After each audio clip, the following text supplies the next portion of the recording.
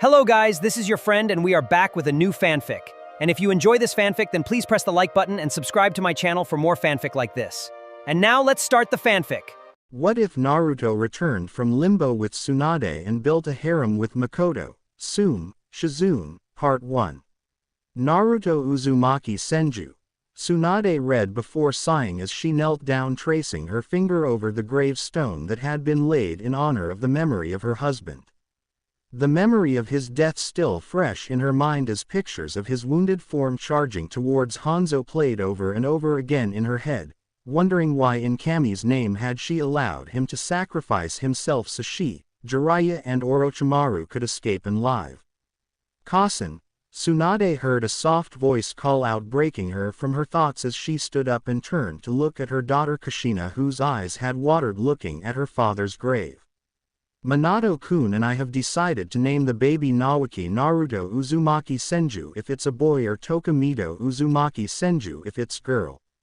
If that's okay with you. Tsunade couldn't help smile as she gazed at the beautiful red-haired woman in front of her who'd been the product of her love for Naruto, now 8 months pregnant and ready to bring her own child into the world. I would love that very much, Kushina-chan. The names sound perfect for my granddaughter or grandson. Tsunade commented, smiling at Kushina. I knew you would like them, Databane. Kushina said enthusiastically, happy to have made her mother smile knowing how hard today was for her. Tsunade couldn't help but chuckle at her daughter's enthusiasm. She truly was her father's daughter, having inherited his violet eyes, red hair and even Naruto's mother Toka Senju's verbal tick. Do you think he would have been proud of me? Kushina shyly asked, her enthusiasm fading as she inquired about the one thing about her father that she had always truly wanted to know but never had had the courage to ask. Tsunade sighed, a distant look overcoming her features as her mind drifted to the night she and Naruto found out she was pregnant and the ecstatic way he had reacted. Your father loved you since the day he learned I was pregnant with you, Kushina-chan, and I'm more than certain he would have been proud to call you his daughter. Tsunade answered sincerely as she drew her daughter into a comforting hug, knowing that this day was just as hard for her despite the fact that the younger woman had been born after her father's death. Thank you, Kasen. Kushina thanked, her voice breaking as she heard the words that meant so much to her. How about we get some ramen? Tsunade asked, wanting to lighten the mood. Giggling as she saw her daughter's excited reaction from hearing the word ramen, just like her father would. Kasen, can you tell me how you and Tsume meet? Kushina asked curiously, realizing she had never heard that story before despite having heard so much about her father Naruto from her mother. Well, Tsunade began, her mind drifting to the day she had met Naruto. Flashback. So Tsunade, any idea why Sensei called us here? A 12-year-old Jiraiya asked, wanting to start a conversation with his beautiful blonde teammate.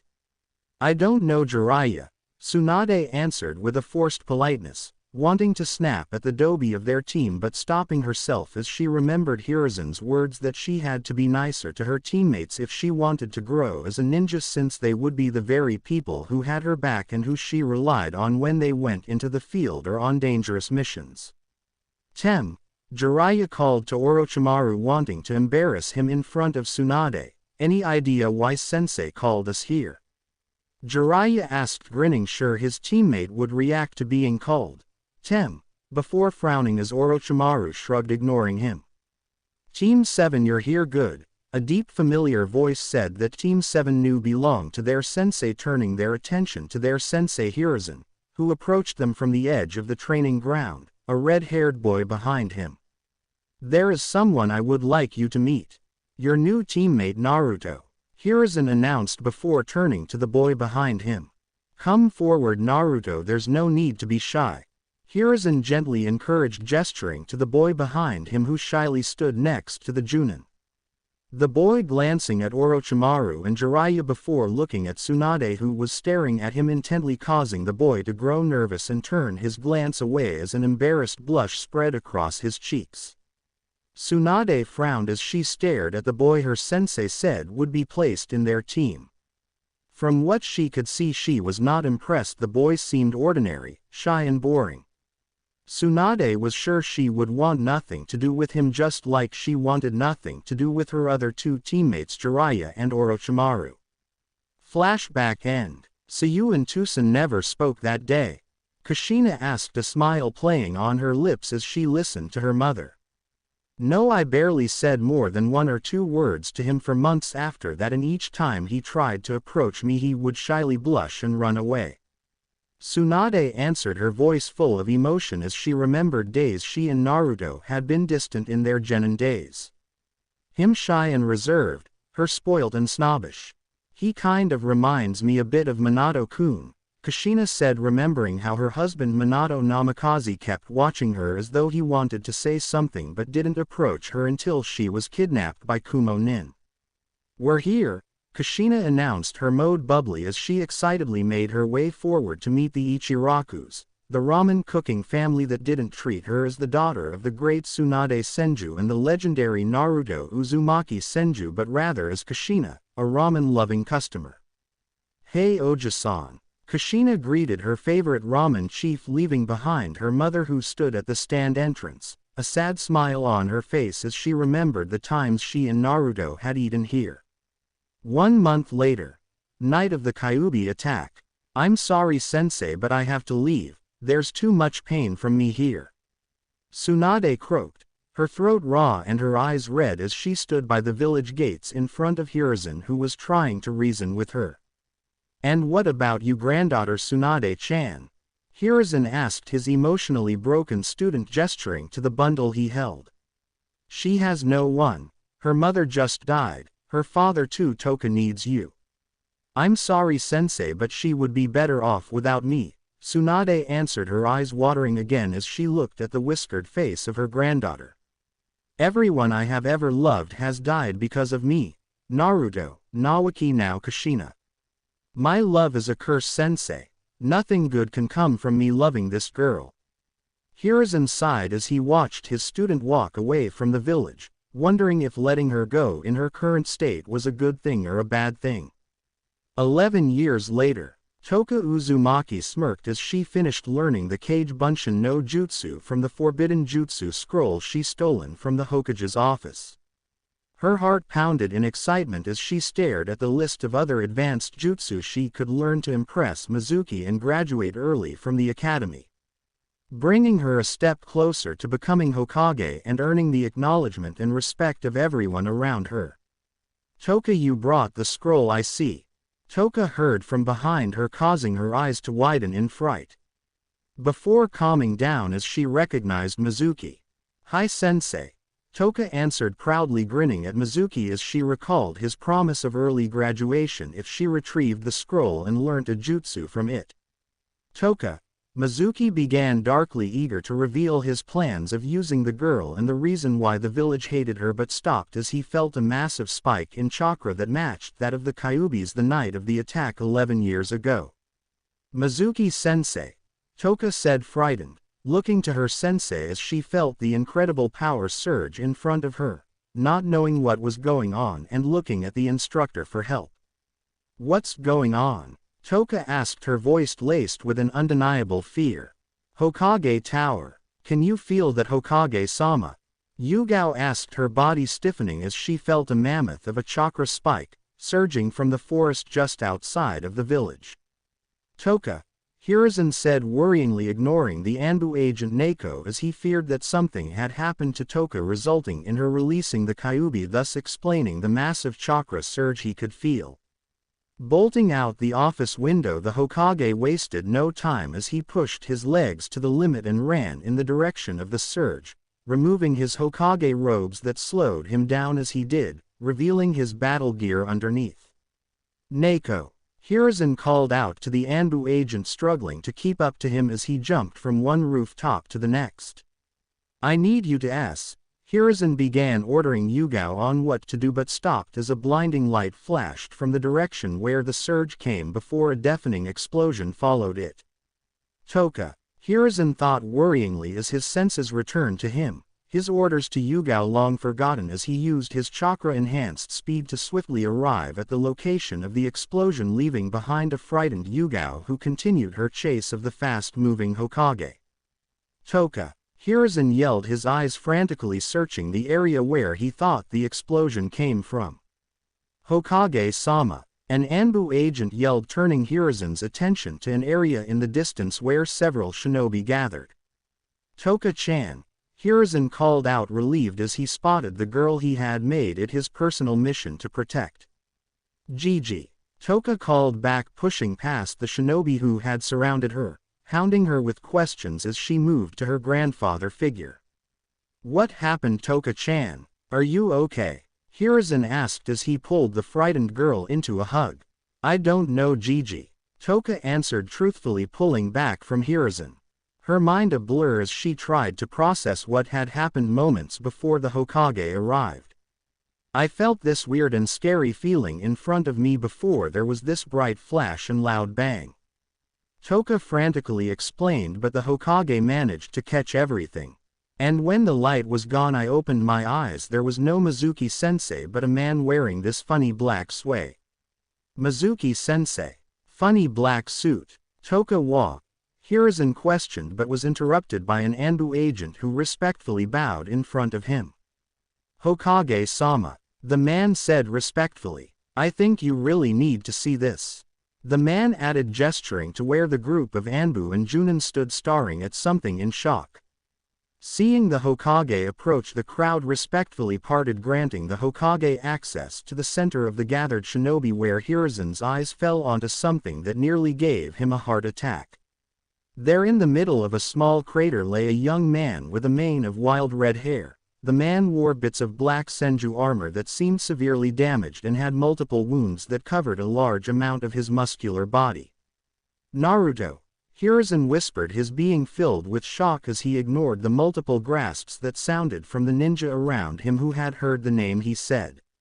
Slowly Hiruzen approached the injured form of his supposedly dead student and knelt over it, roaming his eyes over the body, making sure it wasn't an illusion or a lookalike of some sort. Standing up, Hiruzen morphed his face into an impassive expression as he remembered he was the Hokage and need to act like one before barking out orders to ensure the survival of his student and the safety of his village. Several days later, Tanzaku Town. Tsunade sighed as she lost another large amount of her own personal money, making sure to remain away from the Senju and Uzumaki accounts that she had left for her granddaughter Toka. Cash me out, Tsunade said as she glanced at the tiny pile of chips she had gathered in front of her, wondering why she had bothered to come here in the first place, leaving with less money than she had going in. I can see that you are still living up to your name of being the legendary Harem. A perverted voice said from behind her, causing Tsunade to sigh as she instantly recognized whose voice it was. Jiraiya, what are you doing here? Tsunade asked, her voice agitated as she took a swing from her sake cup. Sensei sent me, Jiraiya answered, his voice losing its playfulness as he sat next to her. What does he want with me? Tsunade asked, thinking of the man she had been secretly grateful to for sending her messages that Toka was doing okay over the past 11 years. He needs you to come back to the village, Tsunade. Jiraiya answered, noticing his teammate's fists tightening in anger. Why? Tsunade asked between clenched teeth, wondering what had changed her sensei's mind when he had respected her wishes all these years ago. I don't know how else to say this, so I am just going to say it. Jiraiya said, pausing as he braced himself for Tsunade's reaction. Naruto is somehow alive, Jiraiya told Tsunade, who swiftly turned wide-eyed to Jiraiya. But he's dying and needs your help to save him. Tsunade anxiously paced up and down outside the Hokage's office, waiting for the meeting her sensei said he needed to have with her teammate to end so she could see her dying husband. Having seen the villagers' reaction to her return and their not-so-subtle whispers about Naruto, Tsunade knew what Jiraiya had said was true. Naruto was indeed alive and lying somewhere dying in the village. What's taking so long? Tsunade yelled, having grown frustrated at being forced to wait before she could see Naruto. Having had enough, Tsunade stopped pacing and prepared to kick the down and demand to see Naruto, but a loud obnoxious yell caught her attention. Gigi. The blonde heard before, grasping as a girl that could only be described as a mini Kushina with whisker marks, bolted to the Hokage's office door and kicked it open. Gigi. The girl yelled again, ignoring the blonde woman that stood frozen as she ran into the Hokage's office. Toka-chan, what are doing here?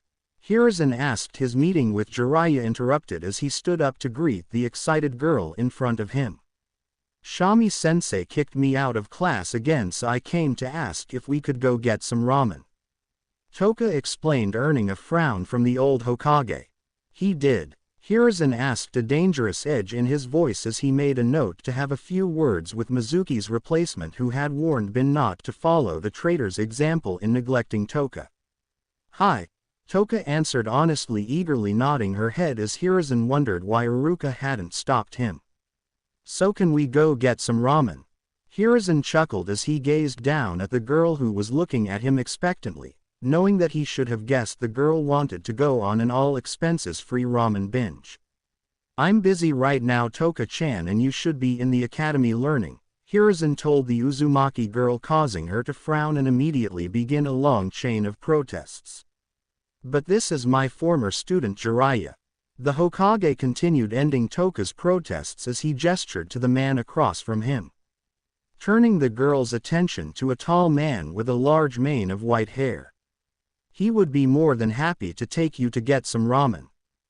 Hiruzen added, knowing he didn't have the time to take Toka back to the academy with the more pressing issue of Naruto hanging over his head. Wouldn't you, Jiraiya-kun? Hiruzen asked, ordered his student as he discreetly tilted his head to Tsunade, who still stood frozen watching Toka. Of course, sensei, I would love to take Toka-chan to get some ramen, Jiraiya said, smiling at the 11-year-old girl as he caught his sensei's message that Tsunade was not ready to meet Toka and he needed to get the young girl out of here before the two interacted. Bye Gigi, I will see you later Dattebyo. Toka yelled, waving at the Hokage before dragging Jiraiya with her out of the office towards Ichiraku's. She really is something, Hiruzen commented moments later as he moved to stand next to his student, watching Jiraiya and Toka leave. She is, Tsunade whispered, her voice filled with regret as she watched the retreating form of the girl she abandoned 11 years ago. Tsunade, Hiruzen said gently, wanting to offer some words of comfort as he looked at the blonde who was obviously beating herself up over what she had done 11 years ago in her state of grief, but decided against it as he failed to find the right words to say. So instead he decided to turn her attention to the pressing issue at hand and the reason why he had called her back. Let's go visit Naruto, Hiruzen said, immediately catching the way the blonde stiffened at his words and the anxious expression that replaced her regretful one. Slowly turning to her sensei, Tsunade reluctantly nodded, forcing the whirlpool of emotion and conflict she felt concerning Toka aside as she focused on healing her dying lover who needed her right now. Secret location inside of Konoha. So any idea what's wrong with him? No, Tsunade-sama, Shizune answered as she briefly glanced back at the woman who she greatly admired and had read so much about in medical scrolls. And his wounds aren't healing? Tsunade asked, glancing down at the medical file she had been handed by the young woman leading her to Naruto. Even with mystical palm technique his wounds aren't closing, which is odd considering his Uzumaki and Senju heritage. The woman said, earning a nod of agreement from Tsunade, who remembered that Naruto was a naturally fast healer like all members of the Uzumaki clan and most from the Senju clan. But his condition is stable, the woman continued, despite the severity of some of his wounds. Shizune added, her voice low as she regretted having to tell the man's wife just how serious some of his wounds were. Thank you, Shizune-san, Tsunade said, handing back the file to the young doctor as a way to tell her she wanted to go in alone when they stopped at a door labeled in U.S. Of course, Tsunade-sama, Shizune said respectfully. If you need anything I'll be waiting outside, Shizune added, having caught the blonde's message. Nodding appreciatively to the younger woman, Tsunade grabbed the doorknob before slowly turning it, hesitantly opening the door and walking in. Entering the medical room that had been set up for her husband. "Naruto-kun," Tsunade whispered, heart aching as she stared at the broken form of her husband. The blonde ignoring the hidden chakra signatures she felt bolted forward, her face wet from the salty tears that began flowing freely down her cheeks. "Naru-koi," Tsunade softly whispered as she gently cradled her husband's face, showering it with kisses as she affectionately stroked his cheeks, ignoring the prickling feeling she felt from the now growing beard that had decided to grace his chiseled jaw. Moving back from her husband, Tsunade smiled as she stared at the face of the man she had thought she would never see again, wondering if all this was real or a bittersweet dream she had fallen into, waiting for the moment she would wake up. He looked exactly as he had when she had last yelled his name in despair, looking over her shoulder as he charged towards Hanzo, sacrificing him so she could live. After moments of just taking in her husband's face, Tsunade composed herself, wiping her wet cheeks as she hardened her expression, forcing herself to become the legendary medical nin and not the wife of Naruto. She needed to be objective and focused if she wanted to save her husband. Backing off the bed, Tsunade counted 12 other hidden chakra signatures guarding the room, just as her sensei had said. But she ignored them, molding her own chakra and beginning her run of diagnostics. Hokage's office. "So that was Toka, huh?" Jiraiya commented as he sat across from his sensei, looking at the door his former apprentice Minato's daughter had left from after she had demanded to see the Hokage one last time after they had finished getting ramen. "Yes, she really is a handful, just like her mother Kushina-chan." Hiruzen commented, an affectionate tone in his voice. "And the villagers, how have they treated her, sensei?" "Some have given her a hard time, Jiraiya," Hiruzen answered truthfully as he saw no reason to lie to the man across from him. "Even though I have done everything in my power to ensure she is treated fairly, it would seem it wasn't enough." Hiruzen continued, sighing as he remembered how Toka and several Anbu had told him that most of the civilians and a few ninja weren't particularly fond of her. "Maybe my mistake was revealing her status as a Jinchuriki and expected the villagers to see her as a hero." Hiruzen added, his tone becoming regretful as he realized he had been naive to expect Toka's sacrifice to be appreciated by all in the village, considering what had happened the night of her birth. "We've all made mistakes in raising her, sensei," Jiraiya said, his voice filled with guilt as he thought of how he promised Minato and Kushina that he would take care of the young girl, but his spy network needed someone to run it, especially if it was going to stop the threats against Toka. "You're right, Jiraiya-kun, but we cannot dwell on that. Instead, we should be thankful that Toka has grown up to be such a splendid person despite what she had to go through." "Hi, sensei," Jiraiya agreed, nodding, knowing the old man across from him was one of the wisest people he knew. Secret location in Konoha. "Shizune." The young woman heard Tsunade yell from her position outside of the medical room. "Yes, Tsunade-sama," Shizune called back, bursting into the room. "I have found out what's wrong with Naruto," she heard Tsunade say, her voice even. "He has chakra poisoning disease." "Oh," Shizune said, her face saddening as she was uncertain of what to say, knowing that the disease was very rare and little was known about it, but sadly every recorded case had resulted in the victim's death. "As you know, the disease works by affecting the nature of a person's chakra in a negative manner until it becomes poisonous." Which would have explained why Naruto wasn't healing. His Uzumaki chakra would have probably lost its healing properties from the poisoning, and the mystical palm technique, as you know, is affected by the sickness. Tsunade explained, her tone neutral, causing the younger woman to worry at the older woman's lack of emotions. "Tsunade-sama," Shizune said gently, slowly approaching the woman who was no doubt putting up a front. "I'm sorry, no need to apologize, Shizune, or offer me your sympathies," Tsunade interrupted, holding her hand up in front of the younger medic to stop her. "I developed an experimental healing technique years ago when I first stumbled upon the disease. I am sure the technique will work and cure Naruto of the chakra disease." Sure will work, Shizune repeated worriedly to herself, having heard the slight hesitance in Tsunade's voice and having never heard of a cured case before. Have you done this technique before? No, Tsunade answered, confirming Shizune's fears. There are some risks that I had not been willing to take before because the technique involves the brief linking of the patient's chakra network to another's, risking the infection and death of both the patient and the healer. Tsunade told Shizune, turning away from the young woman's shocked expression. Tsunade ignored the younger healer's protests as she began a long chain of hand signs at an incredible pace, molding her chakra as she did, taking great care to ensure she performed the technique perfectly. Forming her last hand sign, Tsunade paused as she watched her hands glow with chakra like the mystical palm technique, but instead of green glow Tsunade saw a blue one. Reaching forward, Tsunade prayed to Kami that both she and her lover would survive as she placed her hands on the two major chakra points she had memorized from her learning days.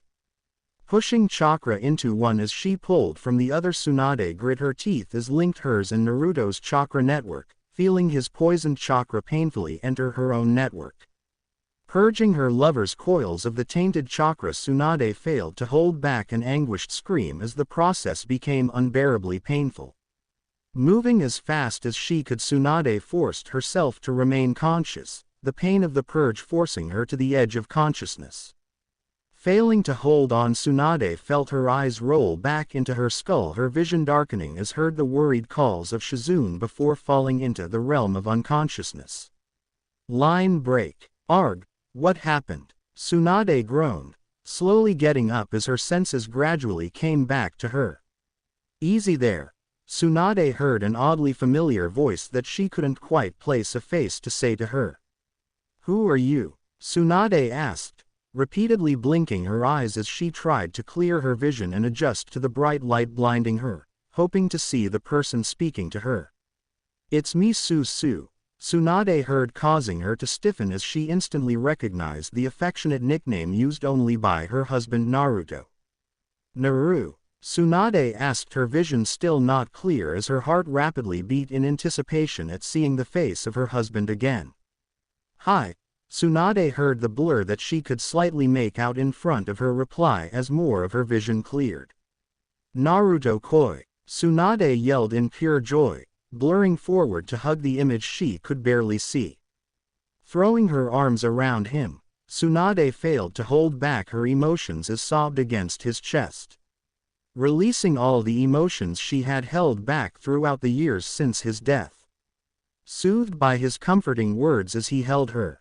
It's really you? Tsunade asked moments later, stepping back as she let out the last of her tears. Wiping her eyes so she could finally see Naruto as the last of her vision cleared. It's really Tsunade screamed as she saw the Naruto in front of her. What's wrong? You're a boy. Tsunade yelled, seeing that the blur she had been clinging to moments before thinking it was an adult Naruto, was in fact a 12-year-old version of him who looked exactly as he had when their sensei had introduced him all those years before when the two of them first met. Yeah, so, Naruto, you're a TWELV. And you're a 12-year-old girl, Su. Naruto interrupted, gesturing at his wife's changed appearance. I am a girl, Tsunade realized, shocked, looking down at herself and seeing she was indeed a girl. What's G? Tsunade began asking, wanting to find out from Naruto what was going on, seeing as he was so calm about everything, but stopped as she turned her head to look around her, seeing nothing but white in every direction she looked. Even where she and Naruto stood seemed to be an abyss of white. I'm dreaming, Tsunade logically concluded to herself, looking at the endless white around her and the 12-year-old Naruto staring at her with a concerned expression on his face. I'm dreaming, Tsunade repeated, this time saying the words aloud. You aren't dreaming, Su. Naruto told his wife gently, placing his hands gently on both her shoulders in an effort to calm her down, seeing she was near a breakdown. I've been here for several years and I can tell you that you aren't dreaming, Harem. Naruto added, wondering how he should reveal to his wife where they were. Then where are we? Tsunade asked, knowing her husband would never lie to her. We're in Limbo, Tsunade. Secret location in Konoha. How is she? Jiraiya asked as he watched the young medic check up on his unconscious teammate, Tsunade. Physically she's fine, Shizune told Jiraiya as she ran her green glowing hands over the blonde woman whose bed had been set up next to Naruto's. But her body has fallen into a deep coma and won't wake up until she decides to. Shizune added, knowing it was the patients themselves who pulled themselves out of deep comas. And Naruto? Jiraiya asked, wondering about his other teammate whose wounds had now healed. Naruto-sama's wounds have completely healed and the chakra disease has been purged from his system. But just like Tsunade-sama, he's in a coma and won't wake up until he himself decides to. Good, a relieved Jiraiya said, his body feeling several pounds lighter as he heard the news that his teammates were going to live. Initially Jiraiya had been jealous of Naruto and disliked him. He was a prodigy, the opposite of himself, and seemed not to have to work hard to achieve anything that was ninja-related. Always possessing an unnatural ability to impress their sensei just like Orochimaru had. But that changed when Jiraiya found out from their sensei that Naruto's parents had died before he had come to Konoha, making him an orphan just like he was. From that day on, Jiraiya on his part had been kinder to Naruto, and the two had grown to be good friends, with Naruto helping Jiraiya in his ninjutsu training and even learning fuinjutsu with him. When the Uzumaki Senju male told him he had a date with Tsunade, Jiraiya for the first time in ages had been jealous of Naruto. The two hadn't talked for a while and had been at odds until Jiraiya had one day seen how happy the couple had been together. Pushing aside his jealousy, Jiraiya had apologized and told Naruto he was happy that he had managed to win Tsunade's affections. After that day the two had become even closer than before, with Naruto eventually becoming akin to a brother to Jiraiya, teaching him his personal jutsu creation, the Rasengan, which Jiraiya had gone on to teach Minato with the permission of Kushina after the girl had failed at grasping it. When the Toad Hermit had watched his teammate sacrifice himself to Hanzo so he could live, Jiraiya had wanted to fight the salamander with him, but he had known Naruto would have never forgiven him if he had failed to ensure his pregnant wife Tsunade had escaped unharmed. So with the help of Orochimaru, Jiraiya dragged away a screaming Tsunade, his heart heavy as a part of him knew he would never see Naruto again. Feeling guilty, Jiraiya had carried the guilt of his teammate's death, never forgiving himself as he wished there was something he could have done, so Naruto could have lived and been with his family. Watching the man now, Jiraiya couldn't help but wonder what had happened to him. The man looked identical to the day he had the morning of his supposed death, which was in Jiraiya's book impossible. Even with his Uzumaki heritage, Jiraiya knew his teammate must have at least looked some years older, but the man didn't. Despite the growing beard, nothing had changed in Naruto's appearance. The man didn't even look as though a day had passed since he charged towards Hanzo. That fact had bothered both Jiraiya and his sensei. The two initially thought that the man was perhaps an impostor who imitated the appearance of his teammate Naruto. But the DNA tests and several other tests had proven that the man on the bed was without a doubt his teammate Naruto. Pushing away his thoughts, Jiraiya made his way out the room, refusing to dwell on how or why his teammate was miraculously here, but instead praying to Kami that he and Tsunade would awake soon. Limbo. Tsunade asked, not completely sure if her husband was being sincere or joking. Hi. Naruto answered, gesturing for him and Tsunade to sit, knowing he had a lot to explain. But how? Tsunade asked, shocked, not sure exactly what question to ask as she sat there opposite him. When I first got here, the last thing I remember was my fight with Hanzo, and then I suddenly appeared here. Flashback. Hello. Naruto yelled as he repeatedly explored the continuous white around him, having been at it for some time now and having had no success at discovering anything besides endless white. Hello. Naruto yelled again, fearing he may go insane from the continuous white and silence around him. Hello Naruto. Naruto heard from behind him, causing him to rapidly turn around as he hoped to catch the person who was speaking to him, praying it had not been his imagination acting up or the beginnings of insanity. Kasen, Naruto said happily as he saw his mother Toka's face. No Naruto, the person he thought was his mother said. This is an appearance I have taken in hopes of making you feel more comfortable, as I rarely show my true appearance to anyone. The mysterious person told him, their voice sending cold shivers down his spine, making him realize that what the person had said was true. This truly wasn't his mother, her voice had always comforted him. Then who are you and where am I? Naruto asked. I go by many names Naruto, the figure told him. But to you I am the goddess of death, Shinigami. Shinigami-sama. Naruto stuttered, his tone nervous as he remembered all he heard about the death deity. Hi, the death goddess replied, very satisfied by the man's fearful reaction. As for where you are in Limbo, the realm between life and death. Limbo, Naruto repeated, thinking over the words he had heard. Are you here to take me to my death? Naruto asked respectfully, saddened that he would never see his wife and his unborn child, as he realized that he must have died in his fight against Hanzo if the goddess of death had appeared before him in the realm between life and death. That depends on you Naruto, Shinigami told him, answering his question, earning a confused look from the man. But first, how much do you love your wife and what would you endure to see her again? I love Tsunade and would do anything for her, Naruto answered earnestly without a hint of hesitance. Good, Shinigami replied, a smirk on the Shinto god's face. Flashback end. Shinigami, Tsunade thought wide-eyed as she listened to her husband's tale. Shinigami-sama told me that I would have to endure a prolonged time in limbo that could range for a year to 30 or even more, and when the day came when she felt I had endured enough, I would be sent back and given a second chance to be with you, Naruto told Tsunade, reciting the initial deal the god of death had offered on the day she had appeared before him in Limbo.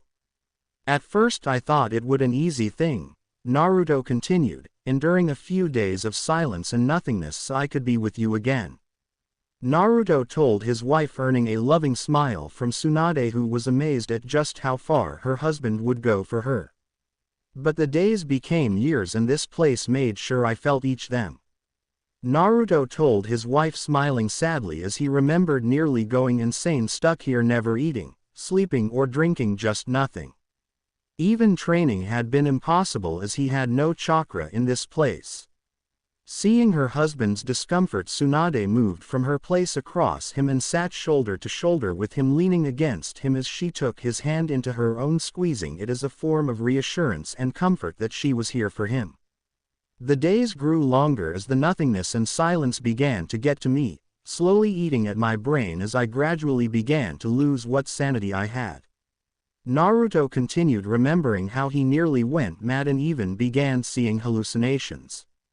I would have become insane, but Shinigami-sama came over one day and told me she could show me your life and everything you had been through since the day I had died in my fight against Hanzo, Naruto told Tsunade, pausing as he wondered if telling Tsunade the second part of the deal and why Shinigami had ensured Naruto remained sane now was a good idea.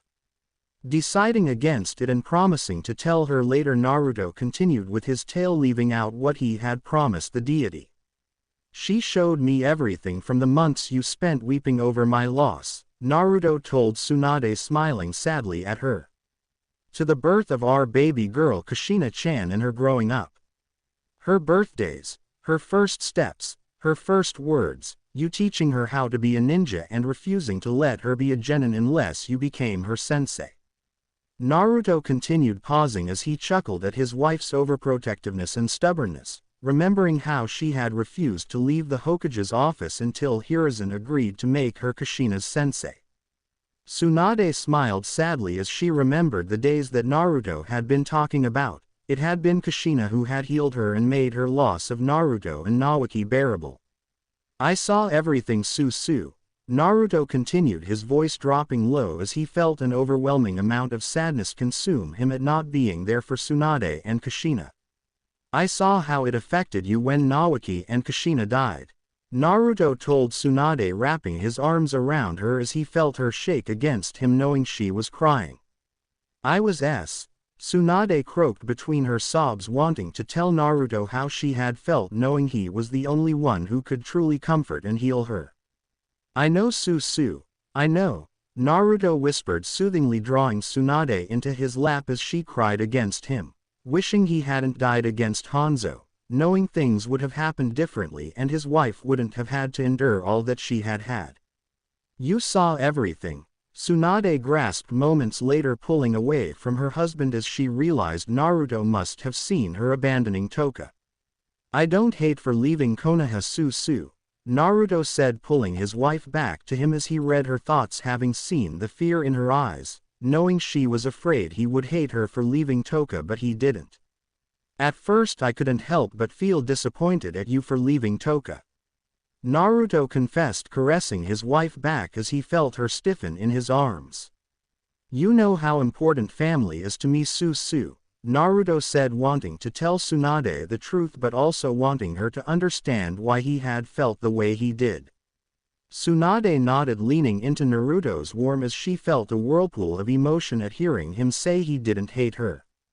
She had feared it, knowing how important family was to him, fearing he would hate her and never forgive her, but hearing that he didn't, Tsunade couldn't help but feel as though a weight had been removed from her shoulders, even though she still felt ashamed for abandoning Toka, regretting it as she remembered seeing her granddaughter earlier today. But as the years went on, watching you drink and gamble, I saw how sad you were and grew to understand why you did it, why you thought leaving Toka was for the best. Naruto told Tsunade, understanding that she had been broken when she left, his wife truly believing that she didn't deserve to be loved, seeing as how everyone she had ever loved had died. It wasn't, Tsunade said, leaning away from Naruto, wanting to look her husband in the eyes and tell him that she had realized abandoning Toka was a mistake. I shouldn't have left her, Naru, I should have stayed and been there for her, Tsunade added remorsefully, admitting her mistake. The past is the past, Susu, Naruto told his wife, smiling at her, glad that she had realized leaving Toka had been wrong. Let's not talk about it, Naruto said, pulling his wife back to him as they lay back locked in each other's embrace, enjoying one another's company as they settled into a comfortable silence. So what now? Tsunade asked, looking at her husband, breaking the silence that had been between them, wondering what would be next. Now you go back if that is what you desire, a voice said from behind them, causing Naruto to slightly stiffen as he instantly recognized the death goddess's chilling tone. Shinigami-sama, Naruto said, standing up to his feet before respectfully bowing to the deity now in front of him, relieved that his wife had followed his lead as she bowed too. Naruto, Shinigami greeted back, ignoring Tsunade as she acknowledged the man she had grown to tolerate despite her hate for mortals. As I was saying, you can go back if you both desire to, Shinigami added, hating she had to repeat herself. You may, Naruto began in hopeful tone, praying to Kami he had heard Shinigami right. Yes, Naruto, your time in Limbo has come to an end, and if you wish it, you and your wife can return and have a second chance at living, Shinigami impatiently explained. But first, if you decide to return, Naruto, I must remind you about the other part of our bargain. The part that compelled me to ensure your sanity and the return of your wife's youth. Hi, Shinigami-sama, Naruto replied, remembering what the rest of his deal was with the deity before turning to his wife, who had a look that demanded an explanation. Later, Naruto mouthed to his wife, hoping she would drop it, but alas, the fates weren't with him, and Tsunade turned to Shinigami for an explanation. What deal? Tsunade half asked, half demanded, forgetting that she was dealing with a goddess. Your husband has promised to kill 3 men and destroy a pair of eyes for me. These men and eyes can't be allowed to live and exist because they have gained or will gain power over my realm, the realm of death. But what about you? Why can't you kill these men and destroy the eyes yourself? You are the death goddess. Tsunade asked, protesting as she didn't want to lose her husband again when they returned after she had just gained him back, guessing that these three men are powerful considering they have some control over the realm of death.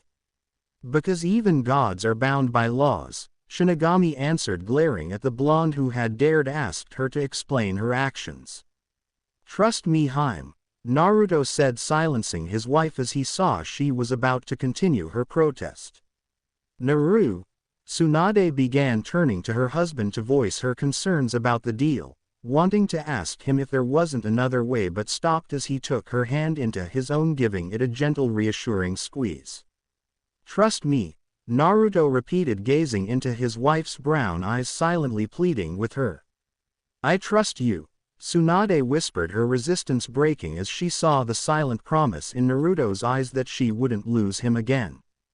Thank you, Naruto said, smiling at his wife, wishing he could kiss and do so much more to her in that very moment, but not feeling comfortable enough about doing it to her 12-year-old form to follow through with his lustful fantasies, despite his own predicament of currently being 12 himself.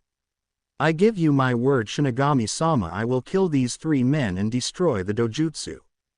If you honor your end of the deal by returning my wife's body to her youth and giving me a second chance at living. Naruto promised, turning back to the goddess as he remembered the three men he had said he would kill. Amongst them was his former traitorous teammate and his fellow clansman. Very well, Shinigami said, nodding at Naruto, knowing he would keep his end of the deal before flicking her wrist and sending the two back to realm of the living. Mikoto sighed as she stood conflicted at the entrance of the Inuzuka clan compound, wondering if deciding to come here had been a good or a bad idea considering the state of her relationship with her former friend, the Inuzuka clan head Tsume. Ever since the other clan heads learnt the truth behind the Uchiha clan massacre, Tsume had disowned Mikoto as her friend. Telling the Uchiha that the failed coup d'état she had intended to play a part in not only went against the value of loyalty that ever Inuzuka believed in, but also nearly placed her daughter Hana and son Kiba in great danger, thus making the Uchiha woman a person that she Tsume couldn't bear to tolerate or even consider a friend. Mikoto had been hurt by the woman's words, but she knew they held truth in, so ashamed the Uchiha woman kept her distance, making sure to avoid the feral woman, knowing that her presence only brought Tsume pain. But things had changed. Mikoto missed her friend and needed someone to talk to. Her husband Fugaku had changed for the worse, becoming colder and colder since their son Itachi slaughtered the Uchiha clan, leaving only his family alive. Her son Sasuke, just like his father, had also become colder, falling under the negative influence of Fugaku and growing further apart from her as he trained with his father. Following the man she had once loved's example as he treating her, his mother, as though she wasn't part of their family. Both males only tolerating her because she held the Uchiha name. Steeling herself, Mikoto moved forward into the Inuzuka compound, returning the respectful greetings she got as she anxiously made her to the house that she knew belonged to her former friend Tsume. Knocking on the door softly, Mikoto braced herself as she nervously waited for the feral woman she had once considered her closest friend after Kushina died, having not spoken to the Inuzuka in the last 3 years that followed the massacre. You, Tsume greeted venomously as she opened the door to see one of the last 3, loyal, Uchiha. Tsume, what are you doing here? Tsume asked, not bothering to hide her disdain and the anger that filled her voice. I told you to never come near me again. Tsume-chan, I just want to talk, Mikoto said, her heart breaking at the anger she felt rolling off the other woman. I know what I did was inexcusable and I have no right to come here like this, but I miss you, Tsume, I miss my friend. And I'm not asking you to forget what I did, but to give me a chance to earn your forgiveness and regain the friendship you and me once had. Mikoto pleaded, her hope rising as she saw her former friend's expression soften the tiniest bit as she contemplated the Uchiha's words. Tsume felt torn as she considered Mikoto's words. On one hand, she felt bad about their broken friendship and wanted to reconcile with the Raven Head, missing her companionship. But on the other hand, she could not forget what the woman's actions 3 years ago had nearly led to and the great danger her former friend had nearly put her daughter and son in. Hardening her expression, Tsume turned back to Mikoto, who watched her expectantly awaiting her decision. "Don't ever come back to my clan compound again," Tsume said coldly, breaking Mikoto's heart as she slammed the door harshly in her face, leaving behind a crying woman who stared at the spot the feral woman had just been. "Senju compound. Come on Naruto Koi, come back to bed." "I can't Harem," Naruto said, ignoring his wife's whining protests as he stood up to make his way towards the shower, knowing he had to get cleaned up for the long overdue meeting they had with their sensei. "I need to shower before we go meet sensei, and so do you." "But I want to stay in bed," Tsunade whined, pouting cutely in an effort to get her husband back into their bed. "Don't give me that look, Tsunade," Naruto said, struggling to fight the urge to comply with his wife's wishes as he stared into her pleading eyes. "What look?" Tsunade asked innocently as she inwardly smirked, seeing his resistance slowly breaking before giving herself a mental high five as she thought of an idea she knew would work and keep her husband in bed. "I'm just saying, instead of showering you could come back to bed and do other things to me," the blonde emphasized seductively, making sure to slowly remove the silk sheet that covered her form. Naruto felt the last of his resistance break as he took in his wife's now uncovered body. Even though they hadn't left this room and had been at it like rabbits for the past week since they had woken up from their comas, he still couldn't get enough of her. She was still the goddess he had fantasized about in Limbo, and she lay there bare in front of him, tempting him with that perfect body of hers. Giving into his urges, Naruto growled as he flung himself back onto the bed, forcing his lips onto hers as he kissed his wife with the unsated lust that had built up inside of him during his endless years spent in Limbo. "Ah!" Tsunade moaned against her man's lips, kissing him back as she felt her nipples harden and an intense heat gather at her core.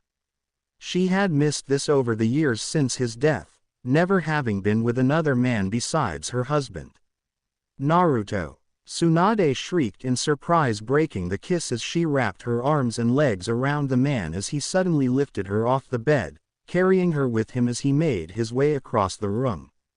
"We're definitely going to get that shower," Naruto told his wife. "But that doesn't mean we can't do other things whilst we are in there," Naruto revealed huskily, sending a shiver down Tsunade as he drew her lips back to his own, kissing her again as his hardened member twitched against her in anticipation of all he was going to do to the goddess of a wife he had moaning against him. "Konoha Market District. What's bothering you, Shizune-chan?" Yugao asked her friend who sat across from her as they sat in Anko's favorite dango stand waiting for their 3 friends Hana, Kurenai and Anko to arrive. "Nothing," Shizune replied a little too quickly, causing Yugao to frown and send her a disbelieving look. "Fine," Shizune said, sighing in defeat, deciding to share her troubles with her friend. "I've been thinking about Tsunade-sama and Naruto-sama," Shizune told her friend, whispering the last part so no one would hear, since the legendary shinobi's return was still a secret, even though close to a quarter of the village already knew or suspected he had returned. "Oh," was all Yugao could say, not sure where her friend was going with this.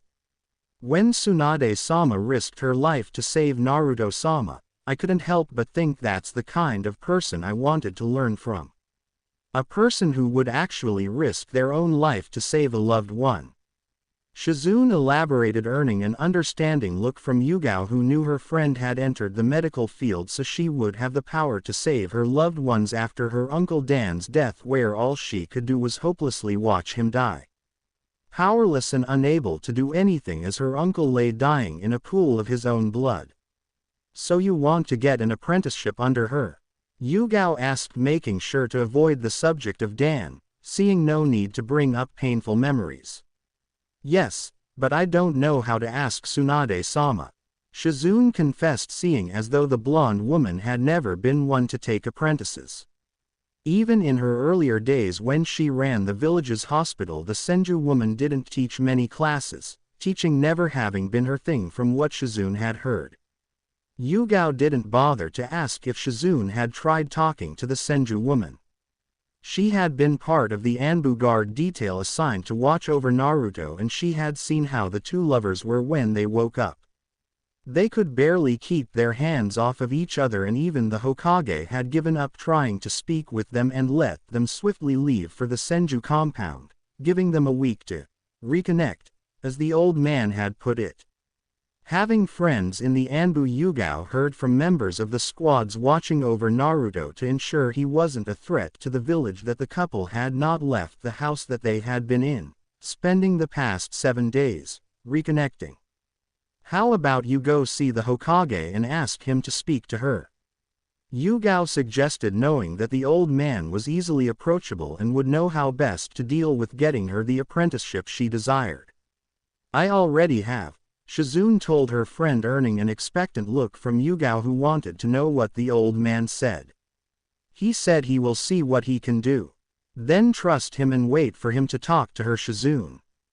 If anyone can get you the apprenticeship, it's him, Yugao said reassuringly, smiling at her friend, who returned her smile, agreeing with her that she would just have to wait for the Hokage to talk to the legendary medic. Hokage's office. So you're saying the goddess of death, Shinigami, brought you back to life after you spent several years in Limbo? Hiruzen questioned, his voice laced with disbelief as he stared at the tall man before him wearing black Senju armor over a black bodysuit, his large red mane moving widely behind him as nodded his head, indicating to the Hokage that he was dead serious. Yes, Naruto answered, nodding, still not completely over his shock at how much his sensei had aged despite having seen in Limbo during his viewing of his wife's life since his death. It's true, sensei. Tsunade spoke up from next to her husband, reminding herself not to tell the two other male occupants in the room about the second part of the deal. Having discussed that it was best to keep the information about the killing of 3 men and the destruction of the dojutsu to themselves until they both decided how best to go about it. Naruto did meet with Shinigami-sama, and so did I when I briefly entered Limbo. Tsunade added, looking from her sensei to Jiraiya, the two men still remaining unconvinced. Fine, Tsunade said, having come up with an idea. Do you remember my genjutsu? Tsunade questioned the two men, earning a proud look from Naruto, who saw where his wife was going, and nod of recognition from the two men who remembered the genjutsu the blonde used to remain young. I'm not using it, Tsunade told the two men, shocking them. Shinigami-sama restored my youth and my body is back to its 20s. That's impossible, Jiraiya said in protest, finally speaking up as he had enough of his two teammates' impossible tales.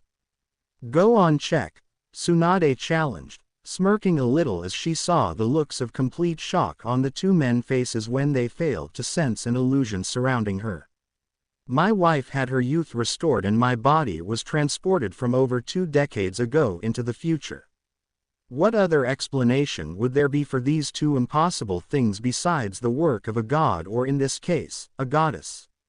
Naruto questioned, earning reluctant nods from the two men who in all their years had never known of any ninja or technique that was powerful enough to do the things that had happened to the couple before them. Moving on, Hiruzen said, wanting to approach the core reason of the meeting. Naruto-kun, what are your plans for the future now that you have returned? The Hokage questioned, turning all eyes to the Uzumaki Senju.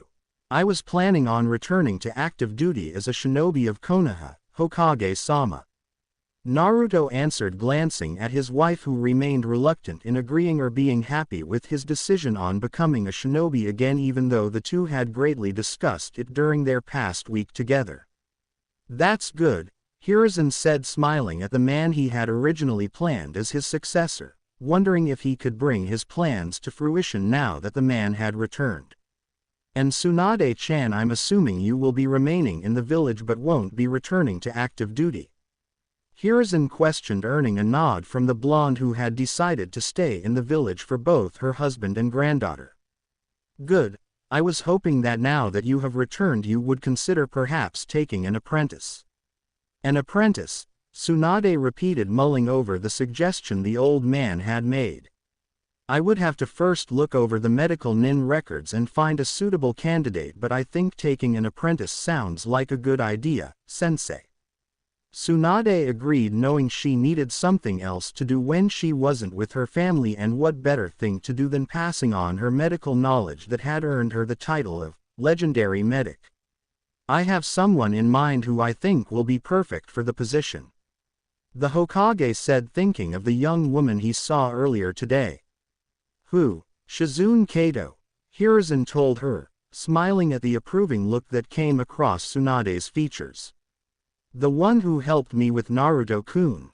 The blonde woman clarified. Yes, I will first need to read her file and meet with her again before officially deciding to take her on or not. Tsunade told Hiruzen, not making any promises but already half sold on the idea of having the young medic as her apprentice. That's fine, the third said, knowing very well that his female student was definitely going to take on the young woman as her apprentice. Now Naruto-kun, I will have to introduce you to the council and arrange a sparring match to gauge your abilities before announcing your return publicly to the village. That's all right, Hokage-sama, Naruto agreed respectfully. But first I would like a few days for me and Tsunade-chan to get to know our granddaughter Toka. You know about Toka? Hiruzen cautiously asked, having deliberately avoided the subject, not knowing how much Naruto knew about the girl and feeling it was Tsunade's place to tell him. Yes, I know about Toka-chan and about my daughter Kushina-chan, Naruto told the Hokage, breaking the three other occupants in the room's hearts as they heard the amount of pain in the man's voice when he said the name of his daughter. And I would like to get to know Toka before the rest of village hounds me after my official return, Naruto added, earning an understanding nod for Hiruzen, who looked at his student who had been forced to make his way to the Hokage's office under a henge to avoid the unwanted attention he would no doubt receive from the villagers once they learnt of his return. Okay, I will give the two of you another week to yourselves so you can connect with and get to know Toka, Hiruzen told the couple in front of him, glancing at a guilt-stricken Tsunade who was still beating herself up over leaving the young girl behind. Thank you, sensei, Naruto said, shooting his sensei an appreciative look before taking his wife's hand into his own and squeezing it, knowing she wasn't over her guilt about leaving Toka and was probably feeling really bad right now. Yes, thank you, sensei, Tsunade said, voicing her own gratitude to the old man for being so understanding as she intertwined her finger with Naruto's, grateful for the strength and support her husband would no doubt provide as she tried to connect with the young girl she had wrongfully abandoned 11 years ago. Now that the official business is out of the way, Hiruzen said in a happy tone, standing up from his chair and making his way to Naruto. I would to officially welcome you back, Naruto, Hiruzen continued, his voice filling with emotion as he pulled his student into a fatherly hug. And tell you that I greatly missed you, Naruto, and that I'm glad you are back. Thank you, Naruto thanked earnestly, returning the man he saw as a second father's hug as he thought about how he had genuinely missed the man who had openly welcomed him here when he first moved from Uzushio. I missed you too, sensei, Naruto added, pulling back from Hiruzen before turning to his best friend. Jiraiya, Naruto called out to his best friend, taking a moment to look him over, noticing how old the man had gotten and how much he had truly changed. You've gotten old, Naruto announced, smirking, earning a punch from the white-haired man before the two gave each a one-armed brotherly hug. Naruto, Jiraiya began, wanting to apologize as he pulled away ashamed from his best friend. No need to apologize, Jiraiya, Naruto swiftly interrupted, waving off his friend's apology as he saw where he was going. You made sure that my wife and child were safe that day, and that's all that matters, Naruto told Jiraiya, sending the man a grateful look to express just how appreciative he felt that he had ensured Tsunade and Kushina's safety despite how painful it must have been for him to abandon his comrade. So Jiraiya, what's this I hear from Tsunade-chan that you actually published your perverted series, Ika Ika, and that you are in fact shockingly making money from it? Naruto asked, sending his friend a glare, causing the older man to sweat a little as he remembered Naruto's disapproval of the idea when he had initially pitched it to him. Before relaxing as he heard the Uzumaki Senju chuckling to show he was actually more amused rather than upset or angry. Well, Jiraiya began perversely, sighing in relief as he gestured for everyone to take a seat. No doubt knowing that the four of them will be here for quite a while, as three of them filled in their miraculously returned teammate on all that he had missed out on. It began outside of a private hot spring bathhouse in a small village. Jiraiya continued with a proud grin as he began to tell his best friend the tale of the conception of his first issue of his greatest masterpiece, Ika Ika. Ignoring Tsunade's angry glares as he described the first horde of women he used as inspiration for his first book. Line break. Outside Hokage's office, Naruto sighed as he heard his wife nervously shifting again. The two of them sat waiting outside the Hokage's office as the old man explained a few things to Toka before they meet her. From what he and Tsunade had learnt the previous day from their sensei, Naruto knew the old man had a lot of explaining to do and a lot of secrets to tell. Not just telling their granddaughter who he and his wife were, but also who Toka's parents were and her status as the village Jinchuriki. Naruto just hoped she took all the information Hiruzen had kept from her well and didn't hate them because so many secrets concerning her life were kept from her. Inside Hokage's office, so does the scroll become a kunai because it has one as sealed inside of it? Hiruzen questioned, having finished his demonstration about sealing a kunai into a scroll and his explanation about how the two remained separate items, hoping it would help Toka come to terms about her position of being the holder of the Kyuubi no Kitsune. No, the scroll remains a scroll, Toka answered, shaking her head as she wondered why the Hokage had pulled her out of the academy today, since he always seemed to insist on attending if she wanted to be a great ninja or have any chance at being Hokage. Good, Hiruzen said approvingly, sending the girl across from a gentle smile before sitting back as he wondered how to approach the matter at hand. Toka-chan, I need to tell you something of great importance, and it's very important that you listen carefully to what I have to say, but most importantly remember what you told me about the scroll remaining a scroll, even with the kunai sealed inside of it. Can you do that? Hiruzen asked, earning a nod of promise from Toka, who waited for the Hokage to speak, paying attention to what he had to say. Outside the Hokage office, you know you are going to wear a hole into the floor if you keep pacing like that, Naruto stated lightly, a small smirk playing on his lips as he looked at his wife, who had stood up and started pacing several moments ago. I'm sorry, Tsunade apologized, an embarrassed blush spreading across her cheeks as she moved to sit back down next to her husband. I'm just nervous and scared she might hate us, Tsunade confessed, her embarrassment fading as fear took its place. So am I, Naruto said, confessing his own similar fear as he wrapped an arm around Tsunade, drawing her in as he gave her a comforting embrace. But I'm not doing this alone, and neither are you, Naruto reassured, smiling as he felt his wife relax, knowing her nerves had faded as she understood the meaning behind his word. Thank you, Tsunade whispered softly, sighing as she relaxed into Naruto's embrace, enjoying the reassurance of it as she pondered the promise of his words, knowing that no matter what happened today she would have her husband and he would have her. Inside Hokage's office, I'm the Kyuubi, Toka repeated, bewildered as she tried to process what she heard from the old man sitting across from her. Toka, Hiruzen said firmly, earning the girl's attention as he looked at her worriedly, seeing her near tears. You are not the Kyuubi, remember what you said about the scroll not becoming the kunai.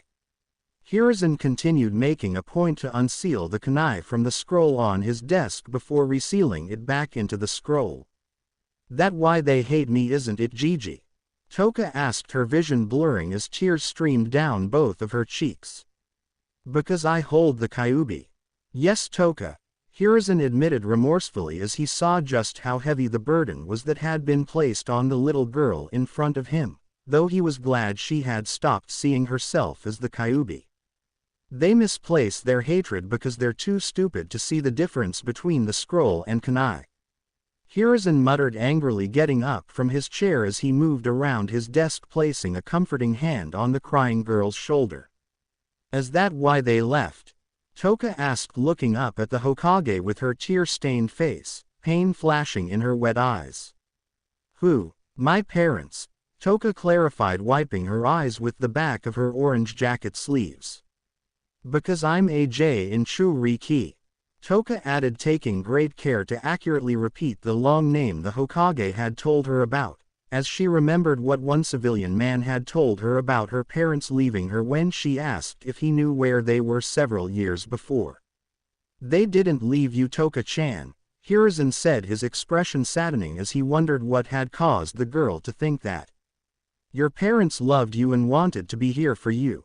So where are they? Toka questioned, not believing the Hokage. They died, Toka-chan. The night of the Kyuubi attack, both your mother and father gave their lives protecting you in this village.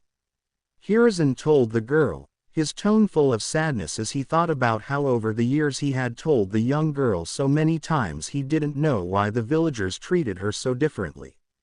And the clear effect his lies had had on the emotionally broken girl in front of him, who for some sad reason believed both her parents had left and abandoned her. Your father Minato Namikaze and your mother Kushina Uzum. My father was the fourth Hokage. Toka yelled, wide-eyed, wondering if she had heard right as she stared at the third in shock, having recognized the name of one of her many heroes.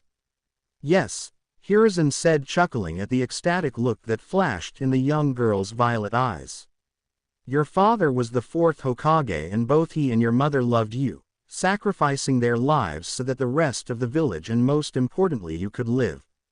Toka didn't bother to wipe away the happy tears she felt forming in the corner of her eyes as she heard the old man's words that her parents loved her. She had always believed the man who had told her they abandoned her. Often thinking about them as she wondered what she had done wrong to them to cause her parents to leave her in the village where she was victim of the villagers' abuse and hatred. But now, hearing the truth from her grandfather figure, she felt a million times lighter than she ever had before. Yes, she held the Kyuubi no Kitsune. Yes, the villagers hated her because they couldn't tell the difference between a kunai and scroll. Yes, her parents were both dead, but they loved her. Her parents loved her, and her father was the fourth Hokage. She couldn't wait to tell her stupid classmates and wipe those arrogant looks off their smug faces as they called her Dobi, or Tomato. Toka, Hiruzen said, interrupting the girl's thoughts as he remembered the very last thing he had to tell the girl before he called in his two students waiting outside for him. They are some people I would for you to meet. People? Toka questioned, wiping her tears away on her tracksuit sleeves. Yes, Hiruzen told the girl, nodding as he paused, thinking how best to go about this before deciding to continue on his more direct approach, seeing as it had worked fairly well thus far. Your grandfather and grandmother. Grandfather and grandmother, Toka repeated in disbelief. She had never thought this day would come, first hearing about her parents loving her and now that she actually had family. Yes, they are waiting outside to meet you, and Hiruzen began wanting to tell the young girl more about his two students waiting outside and answer any question she may have before letting them in, but didn't finish as Toka bolted out of her seat, kicking open the door as she had done so many times before. Running outside, ignoring the Hokage's protests as she went to search for the two people the third had told her were family. Toka, Hiruzen yelled, chasing after the girl, but stopped as she saw the young girl run towards the only two people outside his office, embracing a startled Tsunade and a surprised Naruto who remained under his hinge as he and his wife hugged the crying girl who had both her arms wrapped her arms around the people she assumed were her grandparents. Bachan, Ojiazan, Toka croaked tearfully, clinging to the two adults the Hokage had just told her were family, knowing she would no longer be alone. Tsunade sighed contentedly as she ran a delicate finger over the faint scar across her husband's chest, bathing in the afterglow of their lovemaking as she listened to the shallow sounds of his even breathing.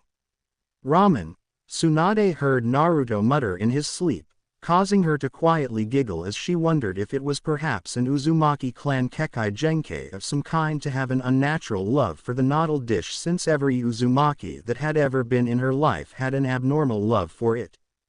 Her bachan Mito, her husband Naruto, her daughter Kushina, and finally her granddaughter Toka. Thinking of the young girl, Tsunade couldn't help but let out a second sigh of contentment as she thought back to the past 6 days her and Naruto had shared with the amazing girl they had the privilege of calling their granddaughter. Initially, Tsunade had naturally feared what would happen when Toka eventually asked why she and Naruto had been absent for the first 11 years of her life, but the young girl hadn't asked. She had just accepted the two of them, happy she had family, and over the past 6 days the three of them had bonded. Eventually, though, Tsunade knew that the reasons behind their absences, or more importantly hers, would have to be revealed, but she and Naruto had decided it would be better to do so later rather than sooner. They knew Toka had been burdened her whole life and didn't need hearing that her grandmother abandoned her to add to her list of burdens, especially when the girl was still too young to understand Tsunade's reasons. It would only serve to do more harm than good, unnecessarily hurting Toka. So unless their granddaughter asked, the two of them had agreed they would keep the details of the past to themselves until she was mature enough to hear the reasons why. Careful to not wake Naruto, Tsunade got up and moved out of their room as quietly as she could, grabbing her silk robe as she silently made her way out. Quietly closing the door behind her, Tsunade briefly paused in the hallway to take in the calm of the night before quietly making her way towards Toka's room that lay 3 doors down on the opposite side of the silent hallway. The blonde woman had made this similar trip the past nights after Naruto fell asleep, and she had learnt that Toka was a heavy sleeper. So, not bothering to be as cautious as she had been with Naruto, Tsunade opened the girl's bedroom door, making an effort to be quiet but not overly so. Hearing the even breathing emanating from the left side of the large room as she entered, Tsunade smiled as she made her way to the girl's bed, knowing she was fast asleep if her breathing was anything to go by. Stopping when a mop of red hair came into view, Tsunade giggled as she saw the comical way Toka's body had tangled its way up with her sheets, the young girl's limbs jumbled with the silk as trail of drool slowly made its way down her left whiskered cheek. "You know she gets the drooling from you," a playful voice whispered in Tsunade's ear, causing her to slightly jump in surprise before relaxing as she felt a pair of familiar strong arms wrap around her waist, instantly recognizing them as she cursed herself for not having been quiet enough when she made her silent exit of the master bedroom earlier, having obviously woken up her husband. "She does not," Tsunade denied in hushed whisper, sending the handsome man behind her a glare as she playfully slapped his wrist. Earning an amused look from Naruto, who decided to drop the issue even though he knew it was true, as he pulled her deeper into him as they stood quietly watching their granddaughter peacefully sleep. They both knew that tomorrow life for Toka would undergo a drastic change. She would no longer be the village pariah but would be the granddaughter of 4 powerful and well-known shinobi.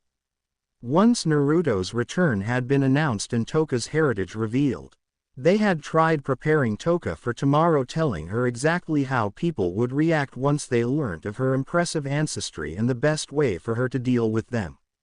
But both Tsunade and Naruto knew the young girl would no doubt have a bit of hard time adjusting and would likely be overwhelmed by the sudden mass gain of attention.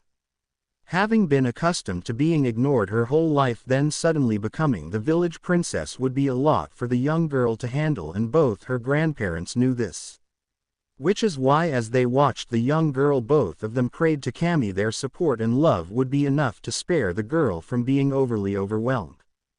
Sighing, Naruto gently tugged on Tsunade's waist, signaling to her that it was getting late and both he and his wife needed their rest if they were going to face tomorrow and protect the young girl peacefully sleeping on the messy bed before them. Nodding, Tsunade moved out of her husband's embrace, making her way forward as she gently kissed Toka's forehead before following Naruto out the room. Both of them sharing a look as they silently vowed to one another to forever protect and love the young girl they left sleeping in the room behind them. Line break. Next day. Uchiha compound. Morning Sasuke-chan. Morning Fugaku. Mikoto half-heartedly greeted as she laid the breakfast plates before her waiting son and husband. Sasuke, Fugaku said, completely ignoring his wife as he called for his son's attention. There is a girl called Toka Uzumaki in your class. One need you to befriend her. The Uchiha man ordered, knowing fully well who the girl was, what she held and how she would perfectly fit into his plans, seeing as how her position in the village would surely change with the supposed return of her grandparents that he had heard stories and rumors about, but first his son needed to gain her trust. Hi Tsusama. Sasuke begrudgingly complied, nodding, ignoring his mother's greeting as he silently sat eating. Hating that his father wanted him to befriend the loud-mouthed dead last but not daring to question him as he knew better than to argue with his father's wishes. Mikoto, Fugaku called out, gaining the attention of woman who he also had future plans for. I need you to attend a council meeting on our clan's behalf today. Fugaku ordered in a tone that left no room for defiance, just as he had with Sasuke. As he saw no reason to personally attend a meeting where he just served as a seat warmer, having no official power. Ever since the Uchiha clan's massacre, the Hokage had secretly removed the clan privileges, rights of the Uchiha, emptying the clan's treasury as he repossessed the Uchiha's wealth, reclaiming all of their assets and properties, even going as far as removing their power to vote on the council. The only reason the Uchiha clanhead's presence had still been required at council meetings was to maintain a facade and avoid the civilian council's suspicions, who still, like everyone else besides the shinobi clanheads, believed that the Uchiha were still a clan even though their wealth and privileges had been reduced to that of a common civilian family. What time is it? Mikoto asked, wanting to know what time she had to leave for this meeting before frowning as she watched Fugaku continue to eat his breakfast as though she hadn't spoken. Fugaku, what time is it? Mikoto questioned again, more forcefully, earning her a chilling glare from the man who sent her a warning look that told her he didn't like the tone in her voice before he stood up, walking out the room as he left behind his half-eaten breakfast, not bothering to answer the woman he had married's question. Mikoto gritted her teeth as she forcefully pushed down her anger, nearly breaking her chopsticks as she watched the retreating form of her husband. She had had enough, having grown tired of the way her family acted and treated her like she was beneath them. She was done taking it. She had tried, really tried, for Sasuke's sake, to try and bring back their family together, but enough was enough. Leaving behind Fugaku's plate, Mikoto got up and made her way to the kitchen, cleaning her own dishes as she told herself she was done playing housewife and acting like everything was fine. She would no longer cook for them, clean for them, or do anything for them until the two males decided to change their attitudes towards her. Placing her last dish on the rack, Mikoto smiled, thinking of exactly what she was going to do now that she was done playing the victim, but first she needed to speak to the third Hokage. Senju compound. Toka was nervous as she looked herself up and down, taking in her new outfit as she thought of everything that was going to happen today. She knew she would receive the mass attention of the village, which was something she always thought she had wanted, hence the attention-grabbing bright orange tracksuit and the attention-seeking pranks. But standing there alone in her new room, Toka couldn't help but feel conflicted about getting the thing she had always thought she wanted. On one hand, she was ecstatic she was the member of not one but two badass clans and would get the acknowledgement she craved her whole life from the village, no longer being ignored as she had. But on the other, Toka knew deep down she no longer truly desired the villagers' attention as much as she previously had, since she learned her parents loved her and since she gained two grandparents that not only took care of her but also loved her. Toka also knew that with the acknowledgement and attention came the pressure of expectation. Though her grandparents hadn't warned her about that, Toka knew everyone would expect great things of her once they learnt of her heritage. She may be the dead last, but Toka was not stupid. She knew with parents and grandparents like hers everyone would expect great things from her, and a part of her couldn't help but fear she would be a disappointment. Not only to the villagers but also to her grandparents. She feared she would disappoint them and possibly lose them, returning back to a life of being alone, which she really did not want. Grinning, Toka pushed away her negative thoughts. She had never been one to be a downer, and with Tsunade Bachan and Naruto Ojiazen's training as the two of them had offered, Toka knew she would be a badass, that she would not fail her family name and would make both her grandparents and parents proud. Toka-chan, hurry up or else you going to be late for the academy. Toka heard her grandmother yell from outside of her door. I'm coming, Bachan. Toka yelled back, giggling as she imagined the angry tick mark her grandmother always gained when she called her Bachan. Line break. Council meeting chamber. Hiruzen sighed as he sat watching the several men and women that made both sides of the council.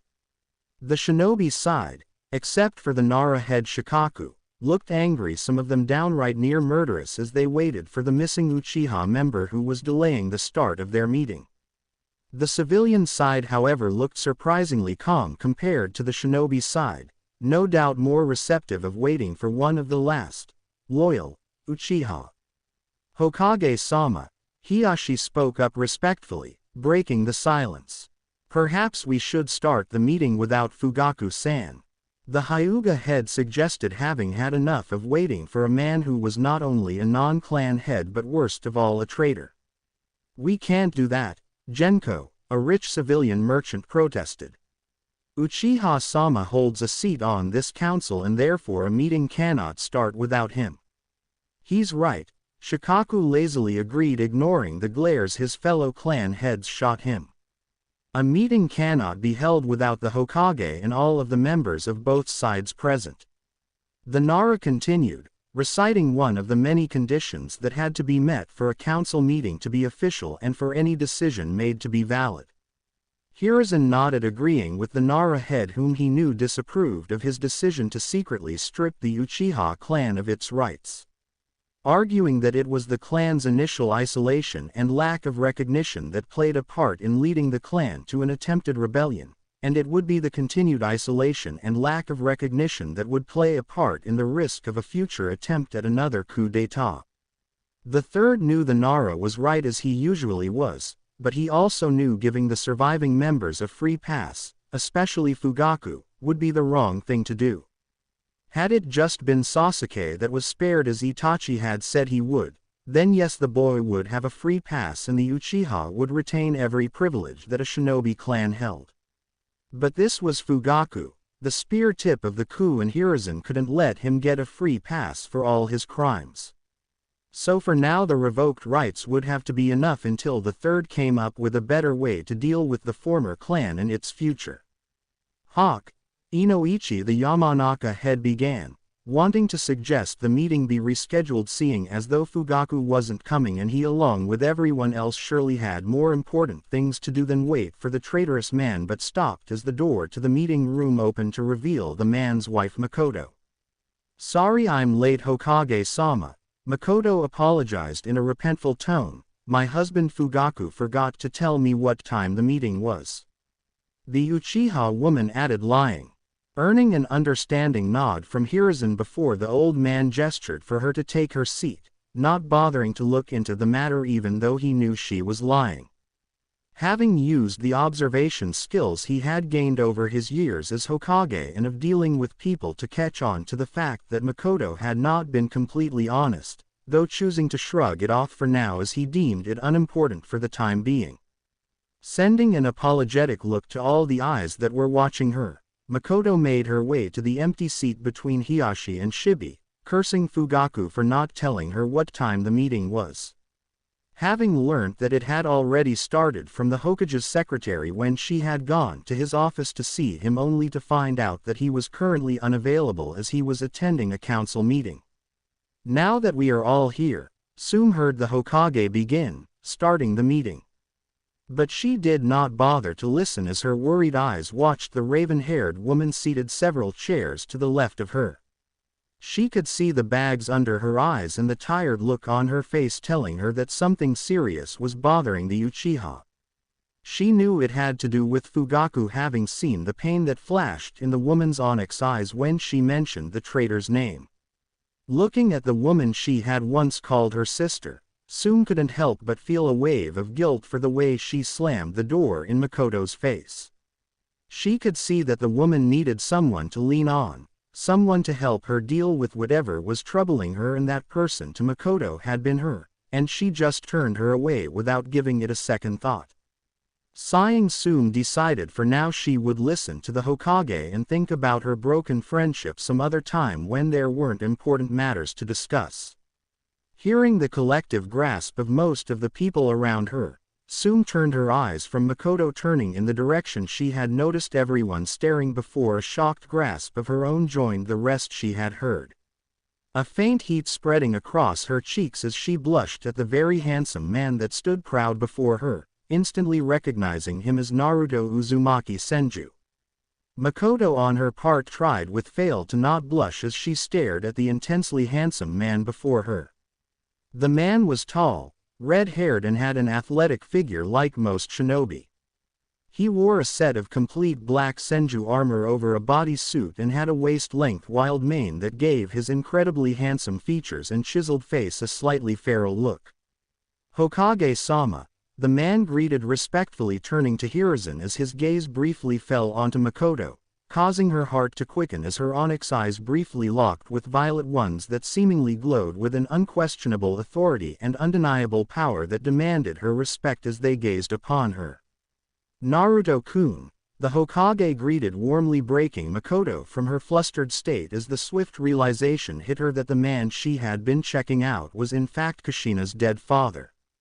Line break. Senju compound. Tsunade couldn't help but smile as she stood waiting for her granddaughter by the Senju compound gates. Today would be her first time spending time with Toka in public as she walked the young girl to the academy. Though the blonde woman and Naruto had wanted to do many things with the young girl around the village, like get ramen from Ichiraku's, the Hokage had warned against it before they meet Toka, saying that the young girl being in the presence of one of the Yonin, since Naruto would be under a henge, would only draw attention to them, since Tsunade had only just returned back to the village after years of missing, and even if the blonde also used a henge, the young girl calling someone her grandmother or grandfather would also draw a lot of attention to them, since the young girl was widely known to be an orphan with no family. So reluctantly Tsunade and Naruto had agreed that after they meet Toka they would only spend time with her in the confines of the Senju compound, after telling the Hokage that they planned to offer their granddaughter the option of living with them. Hiruzen had smiled at that, telling them it was for the best, since Naruto wouldn't have to use a henge, Toka would have a new home, and the villagers wouldn't bother them as they tried bonding with the young girl. Toka at first had not understood why she had to keep who parents and grandparents were a secret when they told her she had to, and why she could only spend time with them inside the Senju compound. But after the Hokage had explained why for the third time, the young girl had understood and had done a very opportunist-like thing. Flashback. "What?" Tsunade yelled as both Naruto and Hiruzen chuckled in amusement. "If you want me to keep quiet and do what you said, I want a week away from the academy and a week's supply of ramen made by Yubachin," Toka repeated with a fox-like grin, staring at her grandmother as she thought of how she wasn't going to miss out on a week away from Iruka's boring lectures and possibly the best ramen she would ever taste. Remembering in that very moment what her friend Choji had said about how food made by his mother was the best he had ever tasted. And since she didn't have a mother, she would settle for trying her grandmother's to test her chubby friend's theory, and even if Choji was wrong, who was she to pass up on the chance at a week's worth of ramen? "I think it's reasonable," Naruto stated, trying to sound as though he was reluctant, his eyes however betraying him as they shone with pride. "Yes, Toka-chan, you have a deal," Tsunade also agreed moments later, inwardly smirking at her husband, who she knew had been particularly quick to agree because he heard the part about the week's worth of ramen she had to cook. Oh, how she was going to enjoy the look of disappointment that crossed his face.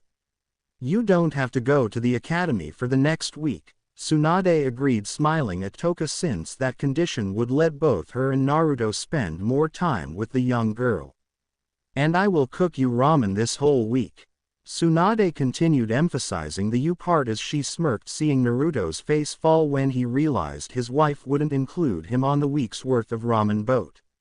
Yada! Toka yelled, jumping up in triumph. She had just learned her parents loved her. Meet her grandparents a couple of hours ago, and now she was moving in with her grandparents, had a week away from the academy and a week's worth of homemade ramen.